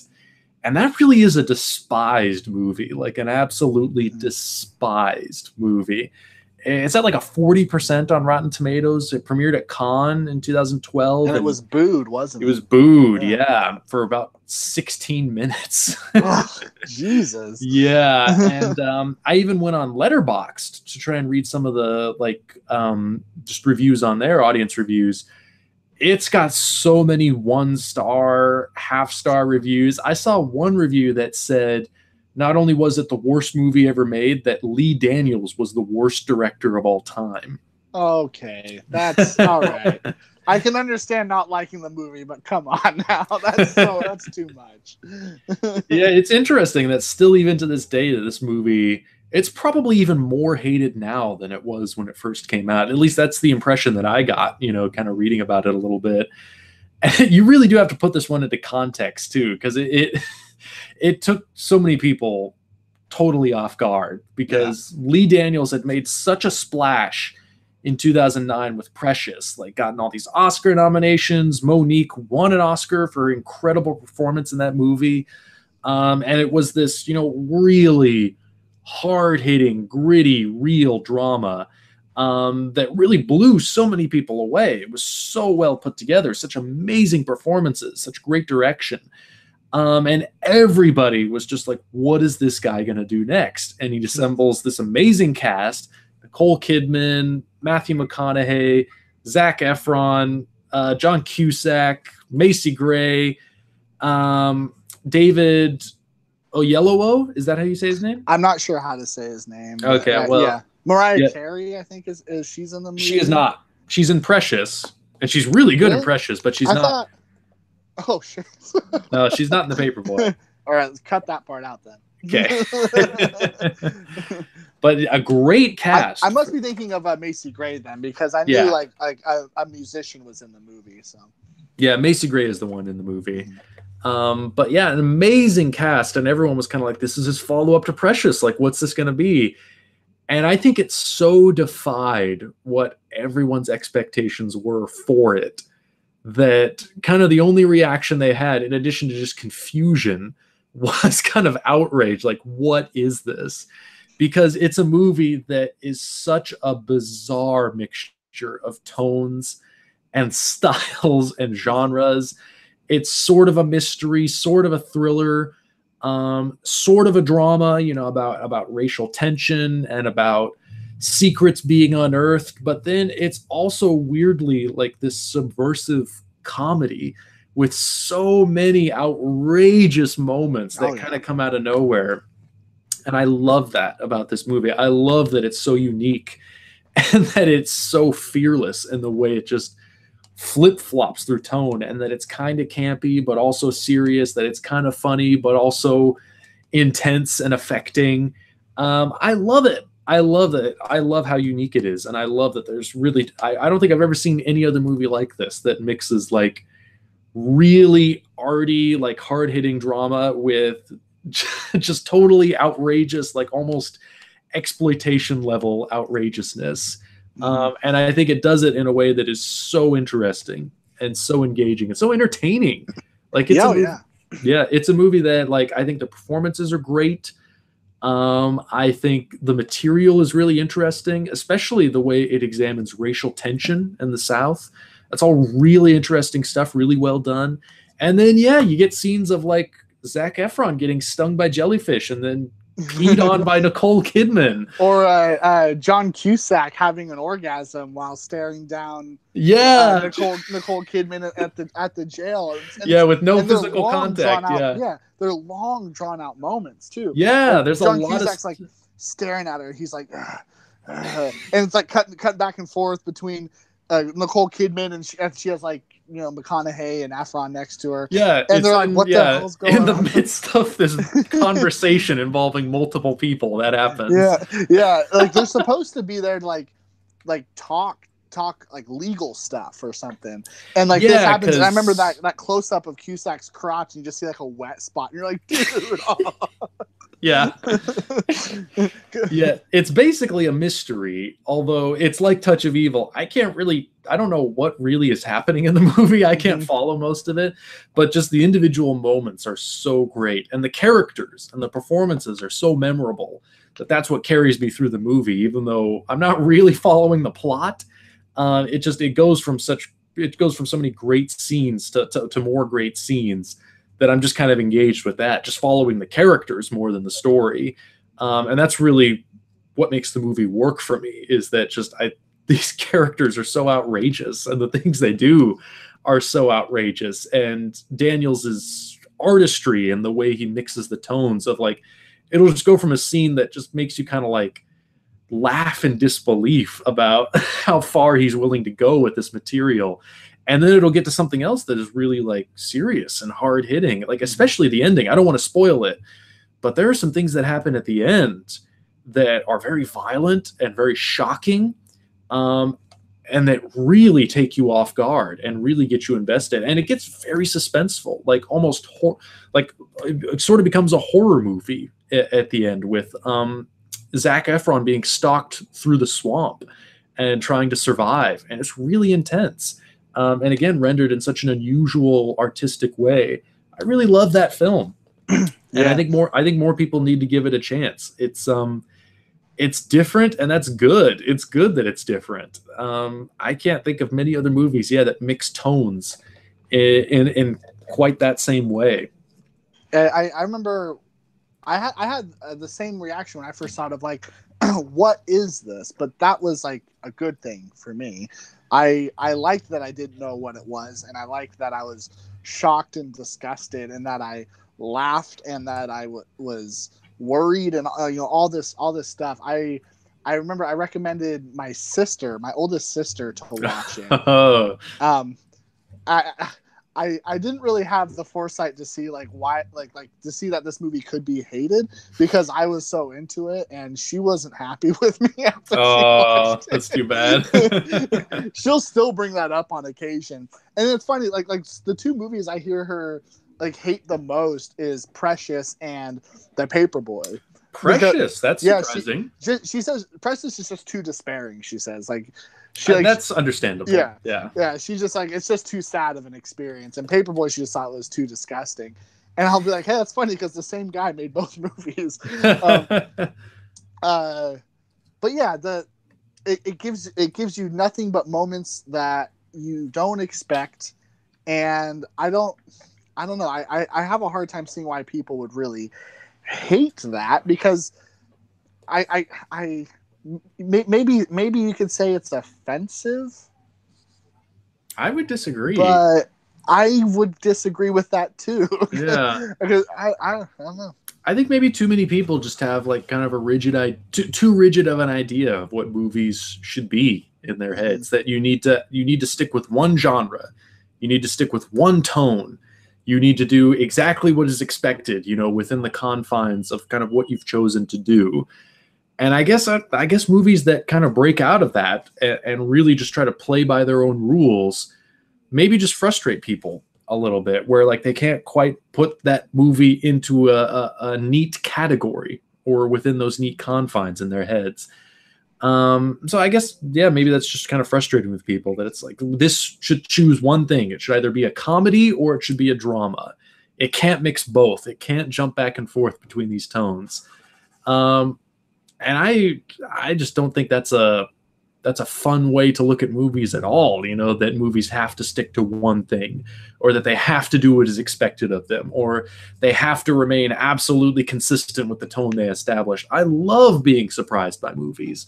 I love, when directors have the guts, to say I've kind of established this tone, but what if I were to go into this tone? What if I were to go in this direction?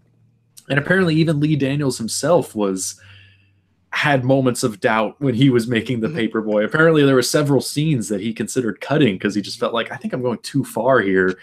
And apparently it was Nicole Kidman, because she's pretty much involved in all of the most outrageous moments.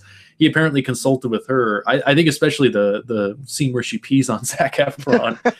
He was like, should I cut this out? I really don't know if this is going to play. And she was like, you made me film that scene.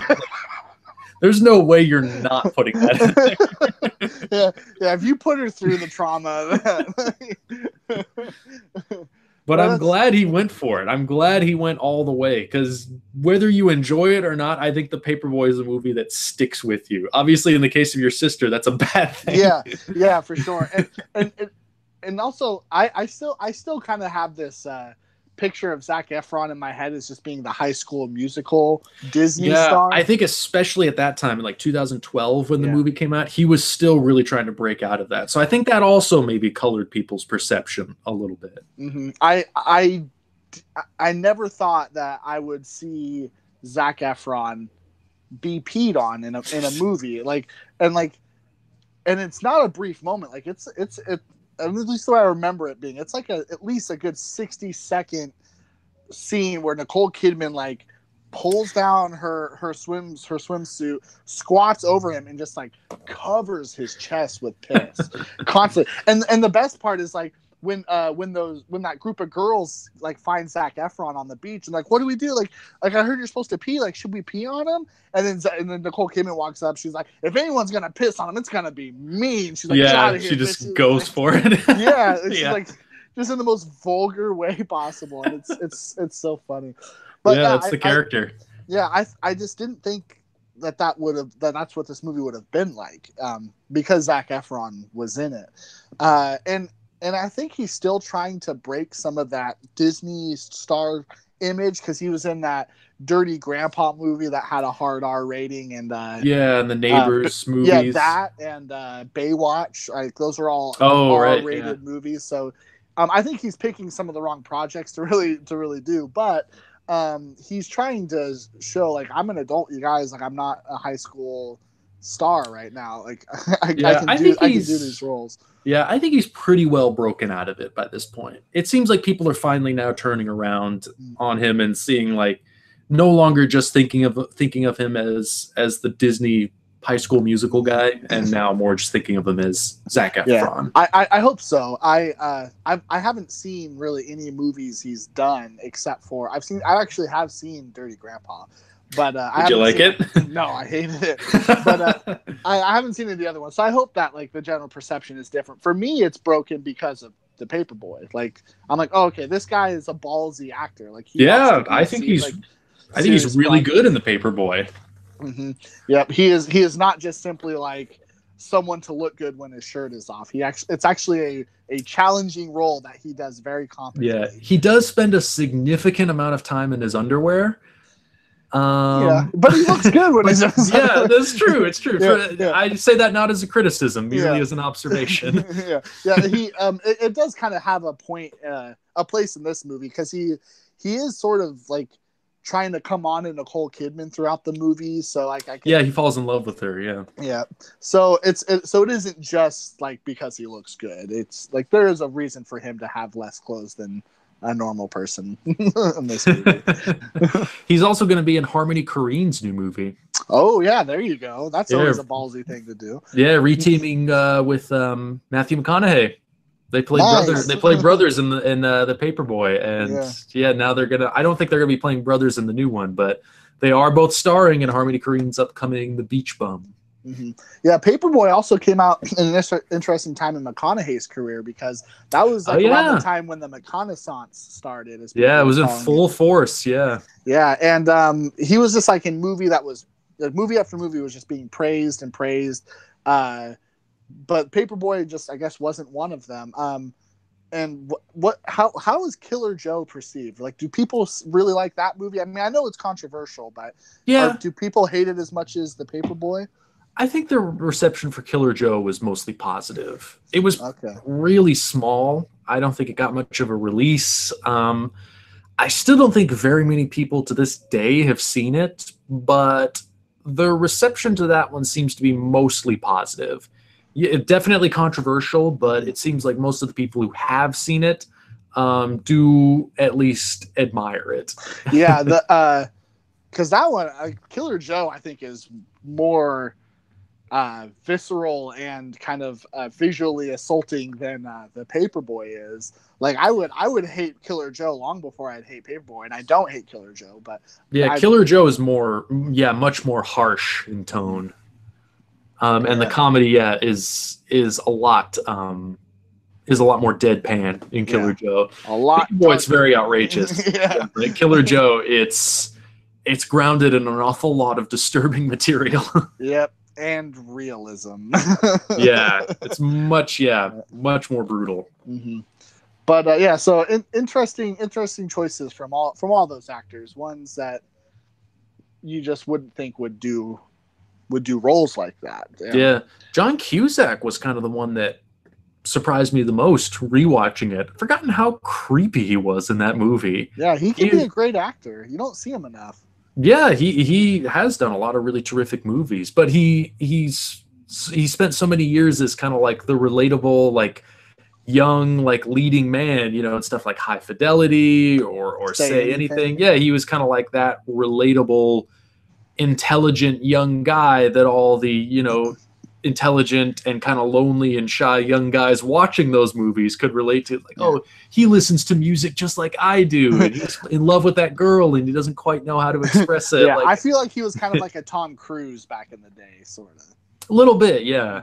So yes, seeing him play like somebody like the character in The Paperboy, who really is like somebody kind of sinister, and where like the whole plot revolves around the fact that he may be innocent of this crime that he's been convicted of, but like all of his behavior just like makes you hate him. And like every time you're around this character, you're just like, this guy's so messed up. This is not a good person at all. You're so creeped out by him and so put off by him. And the whole story revolves around like McConaughey and David Oyelowo like trying to prove his innocence. And so you're really conflicted the whole time. Like, man, do I want this guy to get out of jail? Seems like he should probably stay there. So yeah, that's an interesting sort of drama that plays throughout the whole movie. That you really dislike the guy they're trying to save the whole time. Oh wow, yeah, that's crazy movie. Definitely. Worth checking out. That. Yeah. If you haven't seen it. Yeah, definitely on. It's on Netflix, still streaming. I recommend people give it a look. Did you ever see The Butler? Yeah, I did. What did you think of The Butler? I liked it. I liked it a lot more than I was expecting to. Yeah, I did too. I did see it after Paperboy, and since Paperboy kind of shattered all expectations I had from a director like Lee Daniels, I wasn't sure what to expect from The Butler, but since it was it's a historical drama and stuff. It The Butler seems more seems like a more proper follow-up to Precious. Yeah, that's what I was going to say. The Butler seems like the logical follow-up to a movie like Precious, but in between that, he had The Paperboy, which it came so far out of left field, but that's why I love it. But the Butler is good as well. Yeah. I'm not as in love with The Butler. I thought it was really excellent, but I'm not as in love with that as the Paperboy. But I like a little wild. I like it when movies Me are too. just kind of nuts. So yeah. So maybe it didn't really stand a chance for me. Yeah, but for being a handsomely mounted and well assembled historical biopic, The Butler was definitely good. I was expecting it to be really bland and kind of boring, and when I watched it, I actually got pretty engaged with it. I was very moved by it, so which I'm happy to say. I liked it a lot more than I was expecting to. Yeah. I saw that one in theaters, and it was kind of feel good. Like I remember after the very end, walking out just going like, that guy lived a really great life. I love him. Yeah, there's some great performances in that one too. Amazing cast. Like, oh yeah, huge ensemble. I should revisit it. Yeah, John Cusack is Nixon. Oh wow, I'd forgotten about that. Yeah, it was pretty good. John Cusack's done a lot of good movies. Because I also wanted to give him a shout out for his role in Chirac. And how? Oh yeah, he plays the priest or the preacher in Chirac. Yeah. His monologue, where he's just talking about like gun violence and stuff, for me was kind of a show stealer. Like that whole movie is really excellent, but like I think like that monologue is kind of what the whole movie is really trying to be about, and just the way he delivers it, and it's this long dialogue where he's moving around and he does a lot of shouting, and he gets really like quiet and personal too, and he's super emotional. Like that is one of the best moments of his career. He's amazing in that movie. That's another one I'd like to revisit. I thought Chirac was a really underrated one too. It definitely was, yeah.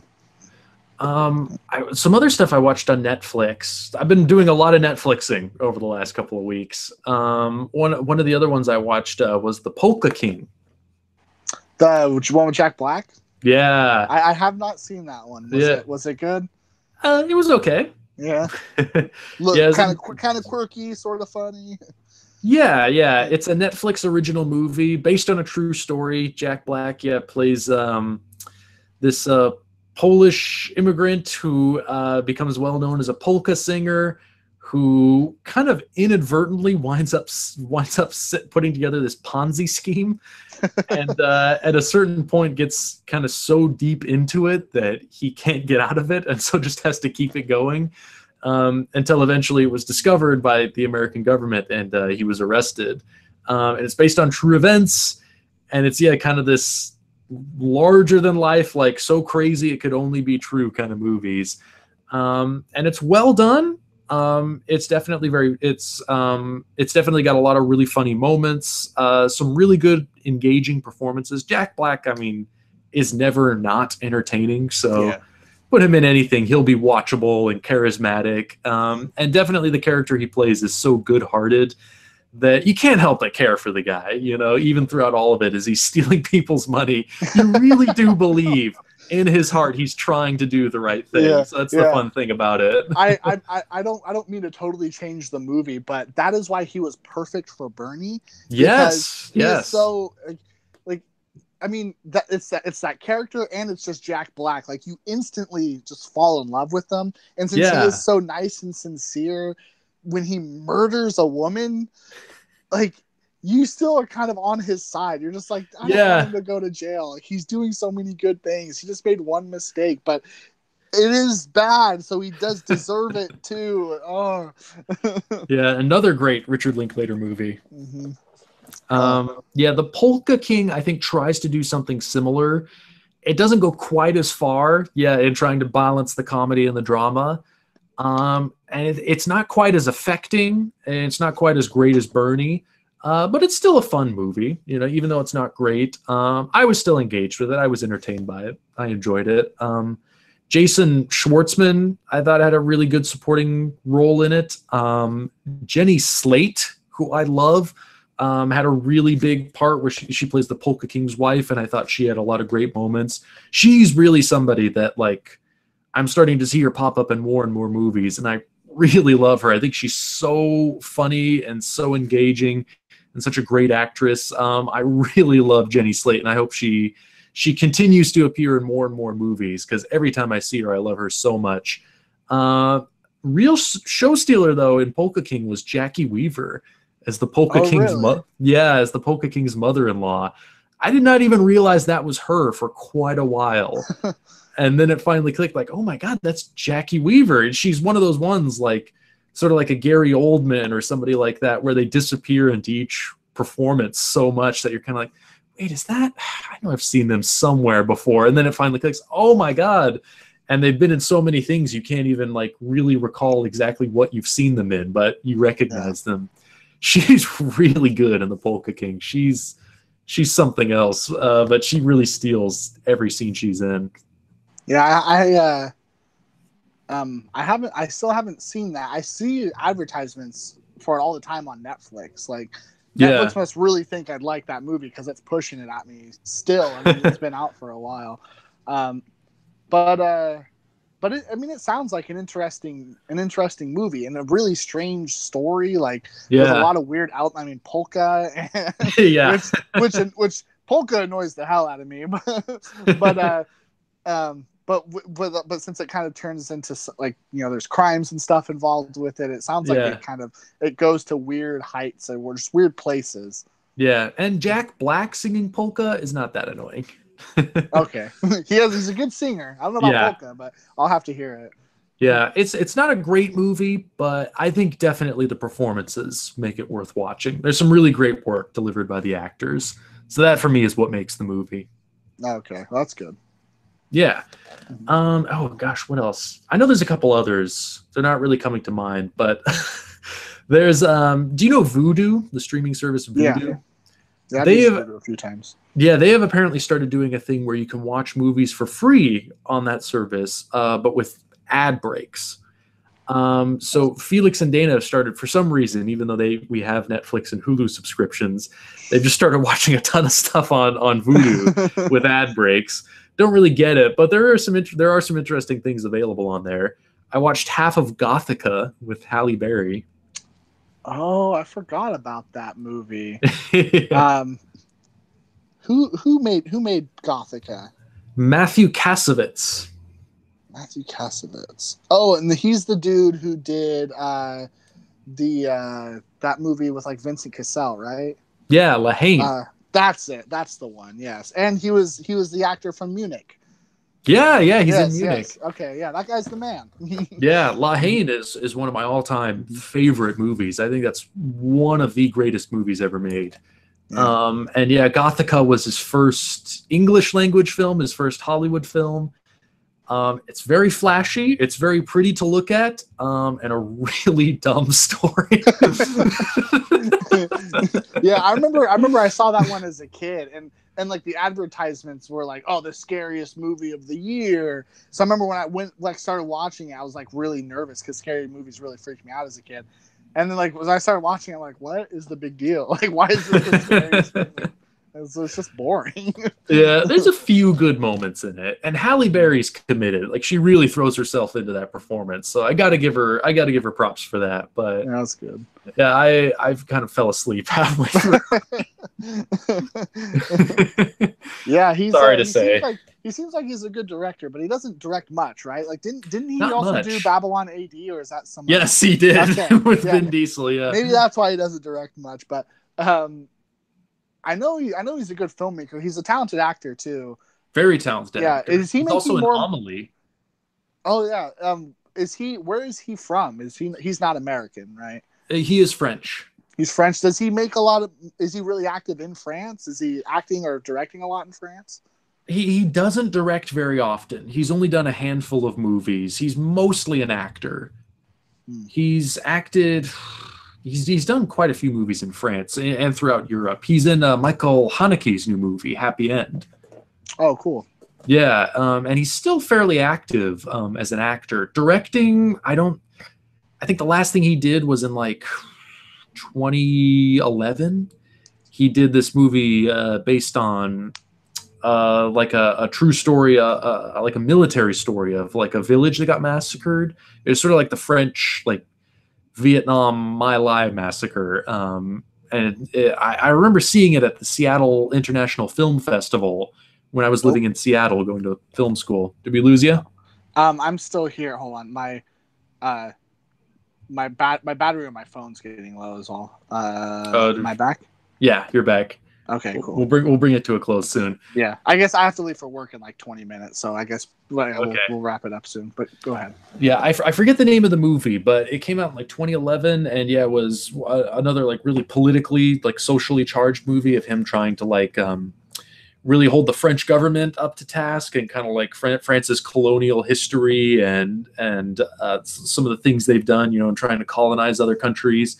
Kind of very similar to kind of like America's history with like Vietnam and stuff like that. So it was an interesting movie, and there were some interesting moments in it, but it wasn't as charged and it wasn't as affecting as like La Haine, which is such a film and such a powerful film and a movie where just like every single scene is so charged with such focus and passion and vision and energy. It's a movie that really every single moment I'm so engaged by it. I haven't really seen a movie like that from him in quite a while. I really like his second movie, The Crimson Rivers, with Vincent Cassel and Jean Reno. It's sort of like a French Seven. That one's really good. That's a really good cast. That's a good duo, Jean Reno and Vincent Cassel. His buddy cops. Yeah, that's a great pairing. And they don't even meet up till like halfway through that movie, but like once they get together, it's like, oh fuck yeah. Fuck yeah. Oh, but the other two I watched on Vudu, I watched a pair of wrestling movies. Oh, good. Yeah. Like movies about wrestling or movies that star wrestlers? Both, pretty much. Oh, okay. Yeah, which in addition to video games, I was really into wrestling as a kid. Oh, yeah. Everyone had a wrestling phase. Yeah, just about. I loved the WCW, Goldberg and WWE Sting. Yeah, all the way. WCW, get the fuck out. You were WWE. Oh yeah, I mean, there's a reason why when they faced off with each other, WCW lost. They were better though. No, they were much better. We had The Rock and we had the Hardy Brothers or the Hardy Boys or whatever they called. WCW had Sting. Get out of here. The only Sting I care about is Of the Police. Other than that, who cares? Sting was the best wrestler. Sting was the greatest. Whatever. I didn't mean to interrupt you, but continue. No, it's fine. But these were some nostalgic movies. One I had already seen, and I was revisiting after many years. The other was a new one to me. It was just one that I'd never heard of, and I just saw was on there. And Felix and Dana and I decided to watch it. Wound up being probably one of the worst movies I've ever seen in my life. That's good. I like that. It's called Body Slam. Oh, that's an awful name. The title alone makes me go, Yeah, it's about a music manager who's managing like a failing rock band who inadvertently winds up finding himself managing wrestlers. And so it's about him like combining like his rock band with like his wrestling, the wrestlers that he manages, and like going on tour across the United States and putting on these like wrestling rock and roll shows. It stars the guy Dirk Benedict, I believe is his name. He played Faceman on the original A-Team show. Okay. And it's also got Roddy Piper as the lead wrestler. Yeah, Nice. Captain Lou Albano as the villain. Yeah, that sounds great. This was the worst movie? Yes, so much potential there. Roddy Piper, completely wasted, just playing like a completely bland, like the wrestler you're supposed to root for. So like no edge, like every single scene he's in, he's just like, hey, I'm just a nice guy, and I'm so low key in real life. And then you see him wrestle a little bit where he's kind of like yelling and doing his moves, but so much of the rowdy Roddy Piper is suppressed in this movie, and he's so wasted in the film. Wow. It's definitely not They Live. If you're gonna have people like that, you have to let them spread their wings. You know, you have to let them, that's why you hire them, is to be them. And then Lou Albano, at least because he's playing the heel, gets to like rant and rave a lot and really, really go crazy. But he doesn't wrestle at all. He plays like a rival manager. And there's some other wrestlers that wrestle for him. So he gets to yell and scream a lot, but he doesn't get to do any wrestling. So I was really disappointed by that. And talking about video games, Lou Albano has a big place in my childhood as Mario on the Super Mario Brothers Super Show, which was a show I used to watch a lot.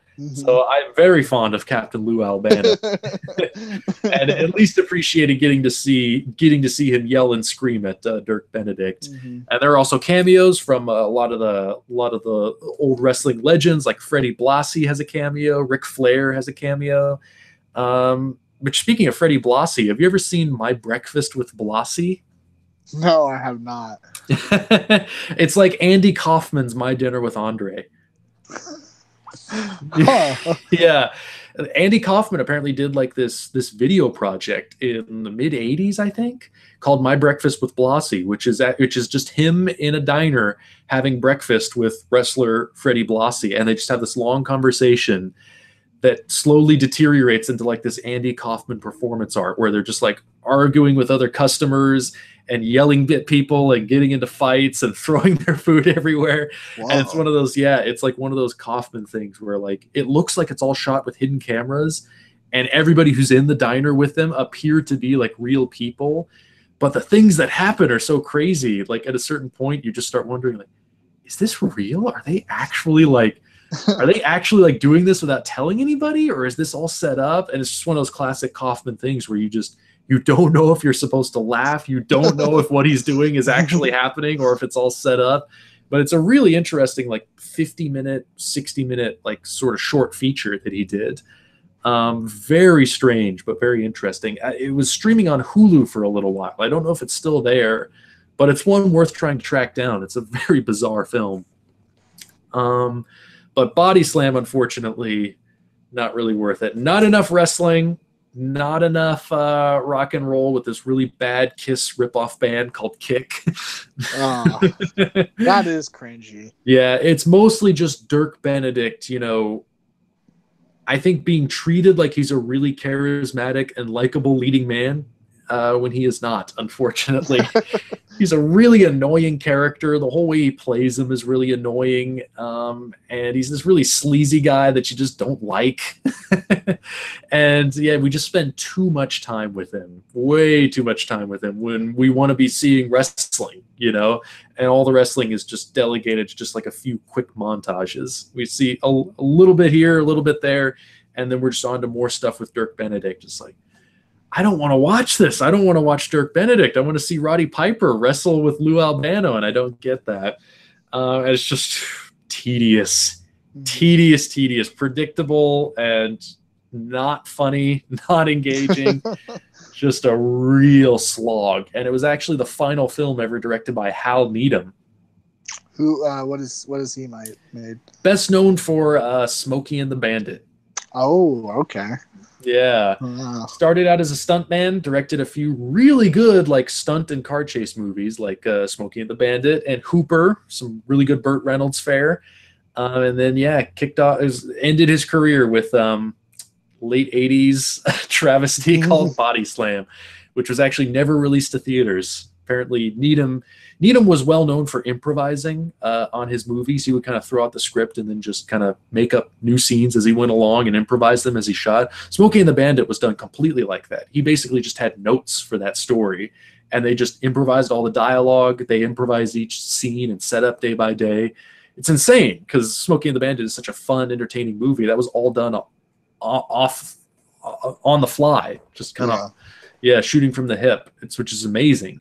Apparently he did a similar thing with Body Slam with none of the inspiration, and then the producers were so upset that he made a movie different from what was written that they sued him, and the movie never got released and instead went straight to TV. Oh man. Yeah. Sad end to that career. Dang. But I can't say theater goers missed out on much. That's too bad. Yeah, really is. The other movie I don't know if we should go into if you got to leave soon. But yeah, I still have to get ready and stuff. Okay. But the other movie I watched was Ready to Rumble. Oh, I remember that. Yeah. Oh, man. With David Arquette. Dude. I haven't thought about that shit in a long time. That was like one of my favorite movies. I remember I had that on really? when I was a kid. Oh yeah. Wow. What a blast from the past that was. I don't when you talk about wrestling movies, I don't know why that didn't come to my head. That's so awesome. Yeah. Did it hold up? Was it entertaining? It actually was. Okay, good. Yeah. Good. Not really a good movie by any means. Yeah. But quite a nostalgic movie, one that I enjoyed revisiting quite a bit. Oh man, so maybe something like Mario Brothers, where it made on. Yeah, definitely. It's always fun to go back to. Yeah, that's definitely good. Along those lines. And one thing I will say, Diamond Dallas Page, surprisingly good actor. Say what you will about the rest of the movie. It's definitely lowbrow. It's definitely for people who were fans of wrestling in the late 90s. Huge nostalgia thing for anybody, but I think enjoyable on that level. But even if you have no nostalgia for wrestling, and even if you think this movie is the dumbest thing you've ever seen, at the very least, you have to give DDP some credit for his acting chops. I thought he was really good in the movie. Yeah. A very good villain. Yeah, I think people might even just enjoy its badness, maybe. I mean, because people have come around a lot to like Super Mario Brothers. People who don't give a shit about video games, they're like, I just enjoy it because it's crazy and weird. Maybe the same sort of thing with Ready to Rumble. I don't know about that. A lot of people seem to be really annoyed by David Arquette in that movie. Yeah, maybe. He does spend a lot of time screaming. I do hate that. I do. I admire his commitment. Mm-hmm. That's the one thing I'll say. And I just love getting to see all those wrestlers in the movie. Right. Some were definitely not so comfortable on screen. Diamond Dallas Page was the one I was most impressed by. He actually gave a really subtle, like low-key performance. And I was really like, he played you would expect a wrestler to just be like, I'm the bad guy. And when he's playing DDP, he does do that. But then in all the behind the scenes stuff, he internalizes everything. And it's all done through like kind of quiet looks and like little subtle acting cues. It's like, damn, that's a much more interesting performance than I would have expected. Yeah, that's pretty good. I mean, like all these wrestlers when they're in the ring on television, they're giving performances, and they're always larger than life stuff. Like it's always screaming and stuff, and being really expressive with their faces, and so I would imagine it would be hard for some of them to try to do understated performances if that's what they're asked for.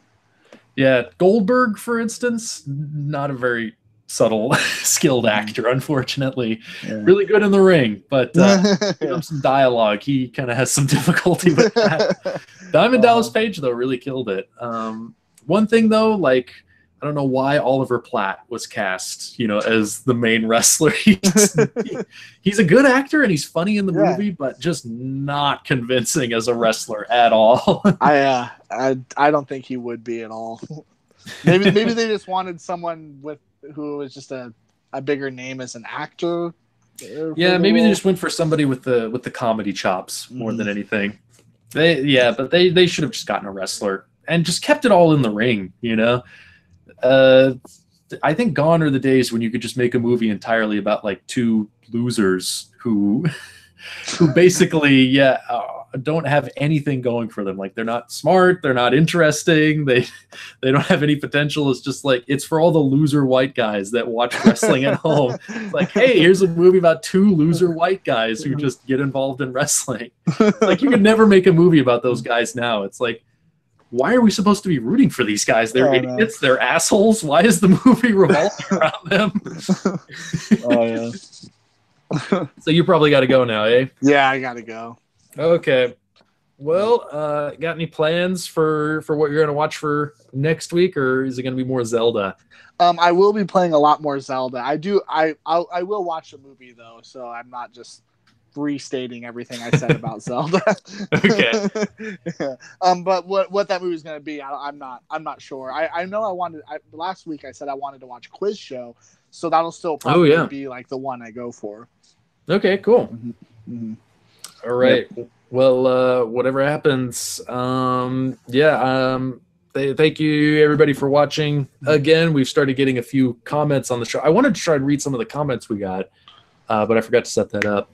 But thank you everyone for watching, and be sure to watch more videos on my channel. Be sure to go over to Bretflix's channel, subscribe to him. I got the link in the description below. You can watch some of his videos. And other than that, we'll see you next Wednesday. Yeah, see you next Wednesday, and this time we'll actually do it on Wednesday, not fake Wednesday, not Thursday. It's a pussy's Wednesday. Okay.